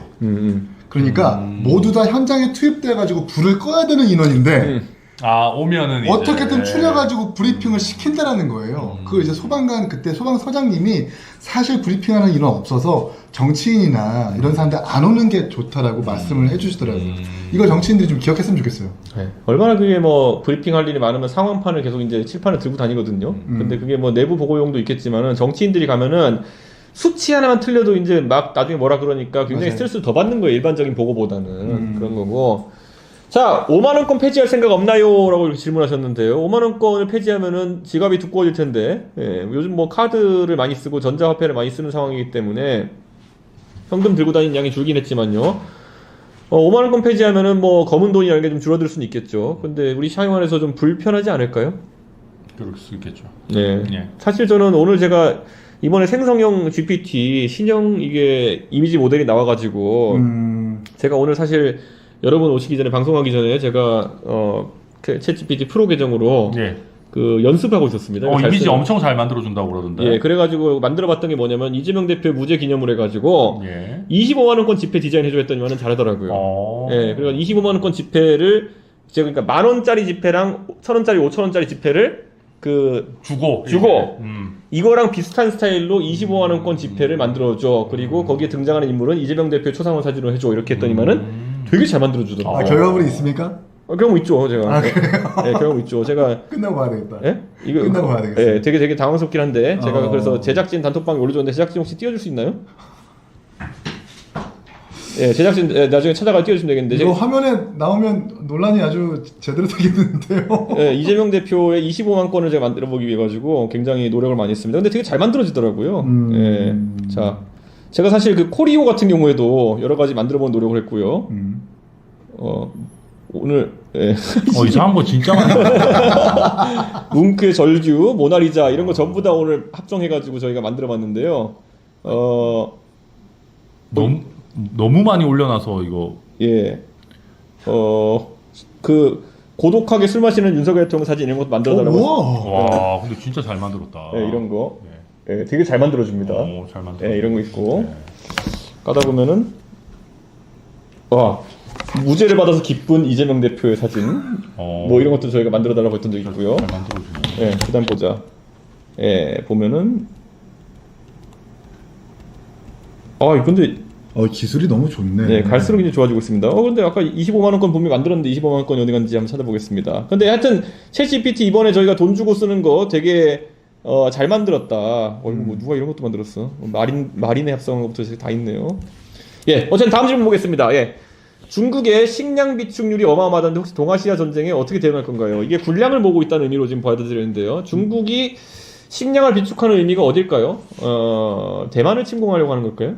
그렇게 봐야 되겠죠, 아무래도. 네. 아니면 북한이 혹시 도발 행위를 하면은 거기다가 쌀을 갖다 주려고 하는 것이 아닌가? 뭐 이런 의심도 할 수 있는데요. 그런 상황은 아니지라고 믿고 싶습니다. 그렇다면 굉장히 비극적인 상황일 테니까요. 자, 그리고 또 뭐가 있을까요? 자, 나중에 AI 발전으로 약사들은 대부분 다 직을 상실할까요? 이렇게 질문하셨는데요. 사실 약사뿐만 아니라 많은 직군들이 겹치는 부분이 생길 거다 이렇게 봅니다. 그래서 제가 타협안으로 약사분들한테 얘기했던 것이 일반 의약품, 그러니까 처방받는 거 말고 일반 의약품에 대해 가지고는 우선 약 자판기를 도입하는 것이 어떻냐 했더니만 이것 때문에 막 뭐라 하시는데, 제가 도입하고자 하는 자판기는 다른 게 아니라 여러분이 운영하시는 약국 앞에 설치할 수 있도록 하는 그런 자판기. 그러니까 24시간 일반 의약품을 판매할 수 있는 그런 자판기 정도를 얘기한 건데 끝까지 얘기를 안 들으시고 이제 하는 분들이 있는데 그것마저도 그러니까 일반 의약품을 한다 해도 굉장히 거부감을 느끼시는 분들이 많은 것도 알고 있습니다. 그런데 사실 이제 모든 직역에서 이런 변화가 일어나고 있기 때문에 어느 정도는 모든 직군에서 AI와 어떤 타협을 할지가 중요해지고 있다. 이런 말씀을 드리겠습니다. 자, 제가 나오니까 25만 원. 디자인한 오. 이게 와, 근데 잘 만들어. 너무 근데 그럴 듯하네요. 챗 GPT가 근데 이게 그 약간 25만 원 거 만들어 달라고 하면 저기 250만 원 돼 있잖아요, 왼쪽에. 오른쪽은 25만 원 돼 있고. 그렇네요. 네, 근데 숫자를 좀 이렇게 잘 못 맞추는 경우가 있는데 그리고 25만 원인데 25만 웬이라고 돼 있거든요. 한국어를 좀 못 쓰는 그런 경향성이 있는데 하여튼간 그래도 대단하다. 화폐 디자인까지 할 수 있는 챗 GPT다. 이렇게 말씀드리겠습니다. 되게 인자한 표정이잖아요. 근데 그리고 질감 같은 것도 되게 잘 표현했네요. 네, 그 뱅크 오브 코리아까지. 근데 한국 온행이라고 돼 있네요. 그러니까 이게 한글을 인식을 잘 못하는 문제가 있긴 합니다. 예. 그래가지고 별의별 걸 다 만들었습니다. 이런 거 보여주는 건 좀 별로인 것 같아요. 예. 그래서 여러분이 언제든지 챗GPT 만들어가지고 이렇게 공유해주시면 저희가 소개하는 시간을 갖겠습니다. 심심해가지고 자전거 탄 코리오 이런 것도 만들어봤습니다. 진짜 잘 만들어줬다. 코리오 사진을 완벽하네. 들고 따릉이 타는 코리오 만들어봐 그랬더니만은 되게 잘 만들더라고요. 바로 써도 되겠네요. 예, 그래서 이제 화성시 캐릭터는 다 제 겁니다. 제가 마음대로 만들어가지고 활용할 수 있도록 그렇게 하겠습니다. 예. 아니 누가 이런 것도 만들었네요. 예. 약간 이재명 대표 예언인가요? 이재명 대표가 잘못했다 손 들고 있는 이준석 사진 뭐 이런 건데요. 예, 사실 이런 거는 좀 슬프네요. 이런 거는 좀 만들지 맙시다. 그런데 예. 굉장히 리얼하게 만들어준다. 그래서 직접 사진을 찍은 것처럼 만들어주네요. 예, 그렇습니다. 그래가지고 앞으로 활용해가지고 방송에 많이 쓸 수 있도록 그렇게 하겠습니다. 처음엔 원래 오늘 사실 썸네일 이걸 하려고 했어요. 예, 뭉크의 절규 뭐 이런 거 이렇게 하려고 했었는데 아하. 예, 어쨌든 그림 하나는 완벽하게 만들어주는 챗GPT다 이렇게 말씀드리겠습니다. 자, 그럼 다음 질문 보겠습니다. 예, 극한 직업 제3당 대선 후보인데 이준석 의원님은 어떻게 스트레스를 관리하시나요? 이렇게 하는데요. 저는 제가 원래 그래도 집에 가면은 씻고 자기 전에 맥주 한 캔 마시는 거, 그 편의점에 가면은 4캔에 11,000원 요즘 하는 거. 11,000원인가요 요즘? 11,000원이죠. 테라? 아니 11,000원이면 필라이트? 세개 맥주지 거의. 그렇죠. 세개 맥주죠. 예, 11,000원으로 이렇게 하는 경우가 있었는데 요즘은 여러분과 라이브를 하면서 맥주를 마시지 않고 있습니다. 예, 그렇기 때문에 요즘은 술로 푸는 건 아니고요. 요즘은 그냥 뭐 인터넷 하다가 자고 이렇게 합니다. 예. 그냥 평범한 삶을 살고 있습니다. 예. 이기인 최고 자녀분 돌잔치에 천하람 이준석 누가 축의금을 더 많이 낼 것 같나요? 돌잔치를 할 생각이 없는데요. 돌잔치. 돌잔치가 정확히 언제죠? 4월 12일인데 예. 최근에는 돌잔치를 잘 안 하잖아요. 안 하죠. 그냥 가족들 불러가지고 식사하는 정도라서 외부 손님을 초대할 계획이 없으니까 네. 그냥 축하만 해주십시오. 사이버 돌잔치 이런 거 어떻습니까? 예. 그럼 챗 GPT로 나중에 뭐 하나 만들어주세요. 사이버 돌잔치 이런 거. 예. 네, 그렇죠. 자, 북한군이 우크라이나에서 현대전 경험 쌓고 있는데 우리는 군 간부 대우 부실과 병력 감소로 약화되고 있는 것 같습니다. 군 개혁에 관해서 생각하신 바가 있으신가요? 했는데 여기서 저는 키보드로 나라를 지켰고 천하람은 공익법무관으로 뭐로 지켰다고 해야 되나? 나라를 지켰죠, 그래죠. 네, 키보드로 역시 나라를 지켰고요. 네. 그리고 이기인 최고위원 같은 경우에는 DP였어요, DP. DP로 해가지고 예. 추노하면서 이렇게 군복무를 했는데 이탈되는 병력을 잡아들였습니다. 그렇죠. 예, 추노 전 담당이었는데 예, 근데 이탈 병력 잡는 일 어떻습니까? 제가 딱 1년 동안 96명을 잡았거든요. 아하. 96명입니다. 가장 황당한 이탈 병. 황당하다기보다는 네. 여자친구 만나러 네. 원주에서 장군차를 훔쳐가지고 장군처럼 쳐가지고. 와. 인천까지 끌고 와서 네. 여자친구를 만나고 그 다음에 마지막으로 만난 다음에 모텔 가서 이제 스스로 극단적인 선택을 하려고 하는 찰나에 잡은 거예요? 빠고 들어가가지고 잡은 겁니다. 와, 사람 하나 살렸네요. 네, 그런 사례들이 상당히 많아요. 와. 상당히 많아요. 그리고 이게 그냥 담을 넘어가는 것뿐만이 아니라 출근하는 사람들 있잖아요. 예. 여자친구가 뭐 헤어지자 그랬나요? 왜 그렇게 됐죠? 이게 계속 만나고 싶었는데 그냥 여자친구와의 관계가 이상한 건 아니고 네. 부대에서 너무 괴롭힘을 당하다 보니까 아하. 도저히 앞이 깜깜해서 보이지 않는다. 그래서 마지막 여자친구 만나고 또 올라올 하도 밤중이라서 올라올 차편이 없으니까 운전병이었었거든요. 아. 장군차를 훔쳐가지고 갖고 와서 여자친구 만나고 호텔에서 그런 선택을 하려고 했었던 사람을 아이고. 체포했었던 기억도 나네요. 예전에 제가 모 모 국회의원 자녀가 옛날에 군복무할 때 자기 상관의 차를 끌고 강남에 술 먹으러 다녔다는 얘기를 듣고 기가 막혔던 적이 있는데 실제 그런 일들이 현실에도 있군요. 정말 많습니다. 예. 생성형 AI에 따른 그림 저작권 문제는 어떻게 해결하실 건가요? 이렇게 했는데요. 사실 아까 뭐 뭉클 절규 이런 거는 너무 오래됐으니까 저작권은 없을 테고요. 이재명 대표의 얼굴을 쓰는 것에 대해서 초상권 문제는 있을 수 있습니다. 네, 이재명 대표를 앞으로 자주 활용하게 될 텐데요. 이재명 대표께 제가 개인적으로 사용 의지를 알리고 허락을 하든 말든 쓰겠습니다. 예, 저는 그렇게 할 거고요. 자, 천하람 의원 리액션이 없다 이렇게 돼 있는데요. 사실 오늘 김재섭 의원과 긴밀하게 전국을 논의하다 왔다고 합니다. 네, 그렇습니다. 예, 그래서 김재섭 의원의 전국 전망은 어떻다고 하던가요? 글쎄요, 그냥 뭐 열심히 하겠죠. 예. 그러니까 지금 말하는 걸 약간 좀 예. 자제하고 있는 거죠? 그렇지 않습니다. 그렇지 예. 않고요. 우선 그 김재섭 의원이 일단 그 슬픔에 빠져 있죠. 맞아요. 깊은 슬픔에 빠져 있고 뭐 충격에 좀 휩싸여 있기 때문에. 맞아요. 예, 저도 사실은 좀 오늘 좀 충격에 사실은 좀 휩싸여 있는 것도 사실입니다. 사실 김재섭 의원은 12월 3일부터 되게 그 힘든 순간을 파고를 보내고 많이 겪었죠. 제가 얘기하지만 12월 3일 날 제가 그때 1시 50분에 이제 드디어 경찰이 들여보내줘가지고 들어갔을 때 들어가자마자 제가 앞에 딱 그 여당 의원들 앉아있는 소파에 가보니까 앞에 김재섭 의원이 앉아있었죠. 제가 그래서 이렇게 얘기했죠. 재섭아 어떻게 된 거냐 그랬더니만은 형 어떻긴 어때요? 다 보면 몰라요? X 됐죠. 이렇게 얘기했던 그런 기억이 있습니다. 오늘도 김섭 씨하고 전화 와가지고 형 어떡해요? 김문기 몰랐다도 무죄고 뭐 골프 사진도 무죄래요. 백현동은 아니겠죠?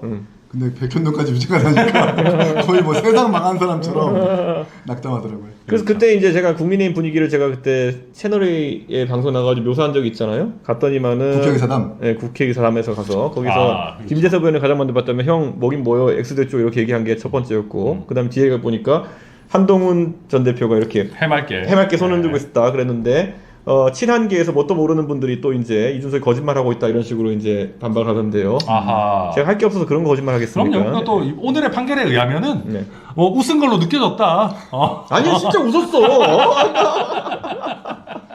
아니 안 웃은 걸 웃었다고 하진 않았겠지. 그렇죠. 아니 그럼 뭐 그거 갖고 제가 뭐 살짝 뭐 염화 미소 같은 걸 수도 있으니까요. 해맑았어요. 그날. 예. 그러니까 그거는 뭐 팩트다 이렇게 말씀드리겠습니다. 예. 자 2기인으로 삼행시 해달라 이런 건데요. 2기인 삼행시 선함에게 시켜보겠습니다. 2기인 삼행시. 이거 뭐 예능이네. 예. 그거는. 자 2기인 삼행시를 뭐, 챗GPT 시켜봤습니다. 근데 방송이 약간 좀 두서가 없네 갑자기. 이 사행시는. 이게 댓글 올라오는 거 질문 뽑아가지고 예. 저희한테 주시는 거죠? 예. 근데 이게 삼행시가요. 여러분이 모르시겠지만은 챗GPT가 술자리 삼행시를 제일 잘합니다. 예. 2기인으로 삼행시 가보겠습니다. 자, 네. 자 오늘 띄워서 이 이 시대가 바라는 오. 기적 같은 변화 인물이 되어주세요. 저 말하는 거예요? 오 나쁘지 않은데? 자. 챗GPT예요? 네, 5개 더 한번 해보자. 이제 보면은 이게 사실 챗GPT가 술자리에서 아저씨들 가르쳐주면 되게 좋아해요. 아하. 그 삼행시인데 이름이 복잡할수록 되게 그치 건배사 하거나 이럴 때 할 때 엄청 좋겠네요. 네 이재명 한번 해볼까요? 어허. 네. 근데 오늘 이 이미지 기능이 열려가지고 사람이 너무 많이 들어와 네, 있구나. 너무 느려요 지금 보면은. 그러네요. 자 진지한 정치인 버전으로 자 2년보다 중요한 건 기득권이 아닌 국민의 삶. 인생을 걸고 싸우는 정치인이기. 와 너무 멋있는데? 야. 이게 지금 몇 개가 나오는 거네요? 예, 5개 만들면 5개 하고요. 우와. 예. 자, 이거는 힙합 디스랩 스타일. 자, 이 바닥 좁다. 정신 차려. 기회는 준비된 자에게 오지. 인물값 한다. 이름 석자. 이기. 그렇게까지 힙합 느낌 자, 아닌 것 같은데. 이재명으로 삼행시. 자. 이게 술자리에서 이게 술이 약간 들어간 상태에서 하면은 막 깔깔대고 되게 좋아하겠네요. 되게 재밌는 게 많아요. 그러니까 이게 삼행시를 자 한번 이재명으로 삼행시. 자 오늘 챗GPT가 좀 느리긴 한데요. 어쨌든 기다려보겠습니다. 자 오늘 퇴근 안 하나요? 저는 여러분들과 조금 더 즐기다가 삼행시 몇 개 본 다음에 챗GPT 해보겠습니다. 자 이재명으로 삼행시 5개 만들었습니다. 자. 오, 자, 진지한 해석 버전. 자, 이 나라의 갈림길에서 재판보다 중요한 건 명확한 비전입니다. 야, 이거는 진짜 정확하네. 야, 자 이거 뭐야? 자, 이거 비판적인 시민 스타일. 자, 이제 좀 내려오시죠. 재신임도 없고 명분도 없습니다. 이재명 대표가 이름이 좀 쉬운 글자들이긴 해요. 아니 근데 이게 뭔가 재판 자 이런 게 많이 학습이 돼 있나 보다. 자 반전 감성 스타일 갑니다. 자 이 이름값은 무겁지만 제 재판 뒤편의 인간을 보면 명. 명함이 함께 있는 사람. 오. 아, 자, 이거 그 사람을 이해하는 뭔가 결과가 그러니까 네. 학습이 돼 있는 것 같아요 느낌이. 자. 이게 보면은요, 사실 그러니까 챗GPT가 이거 물어보는 사람들이 많은지 모르겠지만은 되게 학습이 잘 돼 있어요, 이런 부분에 돼가지고. 그래가지고 술자리 삼행시는 화끈하다 이렇게 말씀드리겠습니다. 자, 현재 한국의 중소기업에서 포괄임금제를 안 좋은 쪽으로 악용하고 있습니다. 연봉 2,400, 2,500으로 하면서 야근 수당 없냐 그러면은 포괄임금제다 이렇게 말합니다. 개혁신당과 이준석 의원의 고견 대책이 없는지 궁금합니다. 포괄임금제는 사실 아주 특수하게 활용돼야 되는 것이지 이렇게 보편적으로 활용되면 안 되는 거죠. 포괄임금제가 말이 되는 특수한 직군이 있긴 할 텐데요. 실제 중소기업에서 야근을 한다라는 건 예를 들어 생산직이나 이런 곳 같은 경우에는 생산량이 일정 부분 근무 시간과 양의 상관관계가 있을 거 아닙니까? 그런 직군에서는 시급에 정확히 연동시켜야 되는 거지 포괄임금제를 하면 안 되는 거죠. 포괄임금제는 그 정확히 시간이 늘어나는 것과 생산량이 일치하지 않는 그런 직군들이 있습니다. 그런 직군들이 활용하기 위해서 있는 거지 저는 저렇게 하면 안 됩니다. 자, 이재명 삼행시 5개 나왔습니다. 자, 법정 스타일. 자, 이거 할 겁니까? 네. 이제는 말 좀 하시죠. 재판장 앞에서도 그렇게 당당하십니까? 명. 명확하게 거짓 없이. 잘하는데? 도대체 이게 옛날에 이거 보면은 볼 땐 판사가 쓴 겁니다.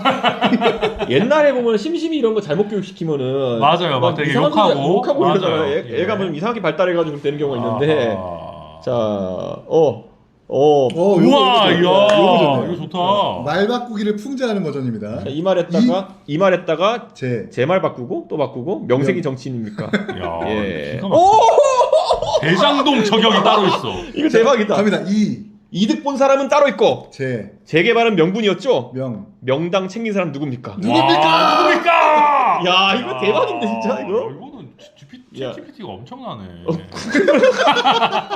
내로남불 버전이죠.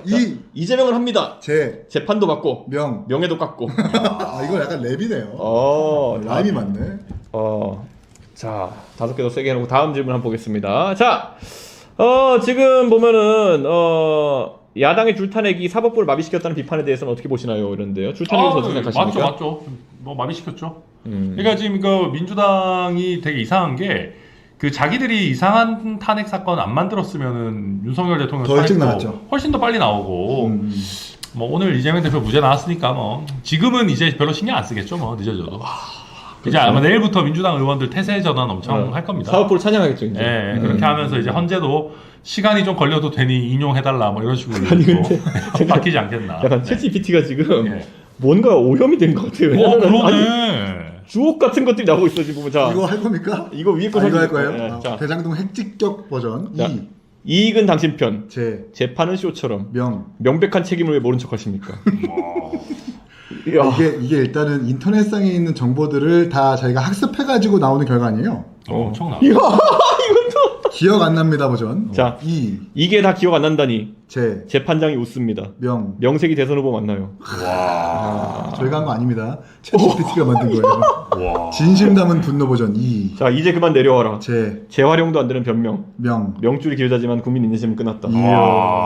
이게 챗GPT가 이걸 많이 시켜봐서 그런가? 저희가 한 게 아니에요. 진짜 챗GPT가 만든 겁니다. 이게 진짜 그리고 이거를 챗GPT가 아니고 이준석 대표가 애드립으로 이걸 할 수 있으면 그것도 또 대단한 겁니다. 그렇지. 근데 여러분도 한번 챗GPT 쓰신 분들은 자 이걸 해보십시오. 그래서 저희가 공평하기 위해서 천하람을 디스해보자 삼행시 이렇게 지금 커맨드를 넣습니다. 근데 람이 어렵잖아. 람이 어렵죠. 람보밖에 없지 않나? 그렇죠. 거의 안 나오죠. 람자로 한다거나. 람보 말고 뭐가 있지? 람자로 시작되는 거. 자, 이번에는 천하람 디 삼행시입니다. 톤은 날카롭게 해본다고 합니다. 자, 오, 야 근데 괜찮은데? 이게 나쁘지 않은데? 아니야. 이 정도 건 안 돼. 아까 이재명 대표가 확실히 세네요. 수이 잘 돼 있네요. 이 람을 람보르기니로 했습니다. 얘는 그런데 하여튼 람보르기니 좀 그렇고 찌름하게. 그렇죠. 예, 어쨌든 이번에 풍자 조롱 정치적 비틀기까지 믹스해서 더 강하게 싸드린다고 합니다. 저 자막이 자 해보시죠. 천상계 정치를 꿈꾸지만 하루 종일 하는 말은 남 비판. 람보르기니 아닌 말뿐인 전동 킥보드. 전동 킥보드. 람보르기니에 꽂혀 있네요. 전형적으로. 그 다음에 나머지 볼 게 별로 없습니다. 네, 별로 없네요. 람자가 어려워요. 람자가 어렵네요. 람보르기니밖에 못합니다. 어쨌든. 자, 기업의 주 4일제에 대해 어떻게 보시나요? 이재명 대표한테 물어보셔야 되는 건데 이거는. 네. 기업의 주 4일제에 대해 저는 뭐 이거 글쎄요. 4일제로 했을 때 일자리 나누기 하자는 의미인지 이런 게 좀 궁금하거든요. 예전에 보면 일자리 근무 시간을 줄여가지고 일자리 여러 명에게 나누자라는 취지에서 이런 게 논의된 바가 있고요. 생산성이 유지되는 주 4일제냐가 이제 궁금해지는 거거든요. 사실 이것도 궁금하고 수요일이 휴일인 거냐 아니면 금요일이 휴일인 거냐 이것도 굉장히 달라집니다. 그렇죠. 네. 근데 저는 수요일이 휴일인 주 4일제 같은 경우에는 우리 중학교 때도 보면 수요일 날 좀 시수 줄이고 이런 거 한 적 있었잖아요. 맞죠? 약간 4교시만 하고 집에 가고 이런 네, 거 그런 거 있었죠. 있었는데 네. 뭐 사실 이거를 하게 되면 소비가 진작될 거냐에 대한 부분인데 저는 과거와 다르게 소비가 진작이 안 될 거라는 생각을 합니다. 요즘 휴일이 많아진다고 해가지고 돈 쓰는 게 아니고 오히려 휴일이 3, 4일 되면 해외여행 많이 간다 맞아요. 이런 식으로 얘기가 나오잖아요. 해외 소비가 진작될 수 있죠. 그래서 국내 소비가 증진되는 않는 효과가 있어서 소비 증진은 아닌 것 같고요. 사람들이 원하는 거는 내 임금이 줄어들지 않는, 줄어들어도 조금만 줄어드는 주 4일제일 텐데 상식적으로 주 5일제에서 주 4일제로 줄어들면은 근무 시간이 20%가 줄어드는 건데 임금이 20% 아니면 10% 주는 걸 감당할 수 있는 분들이 있을까요? 저는 이래가지고 일괄적으로 하긴 좀 어려울 것이다 라는 생각하고요. 아마 생산성이 크게 영향을 받지 않는 공무원 직군 중에 일부부터 테스트해보려고 하지 않을까라는 생각을 하게 됩니다. 예. 어쨌든 오늘 굉장히 많은 질문을 답변 드렸는데요. 벌써 1시간 반 정도 된 시간이 지났기 때문에요. 여러분에게 구독, 좋아요, 알림 설정을 부탁드리겠습니다. 부탁드립니다. 예, 더 많은 분들과 함께 해가지고 저희가 개혁신당이 뭐 돈도 없고 그런데요. 저희가 이렇게 그나마 갑자기 무슨 얘기입니까? 방송을 통해 가지고 여러분들에게 많은 이렇게 홍보를 하고 또 이렇게 정책에 관련 얘기할 수 있는 참 좋을 것 같습니다. 지금 김철근 사무총장이 아마 이 방송을 보고 있을지도 모르는데요.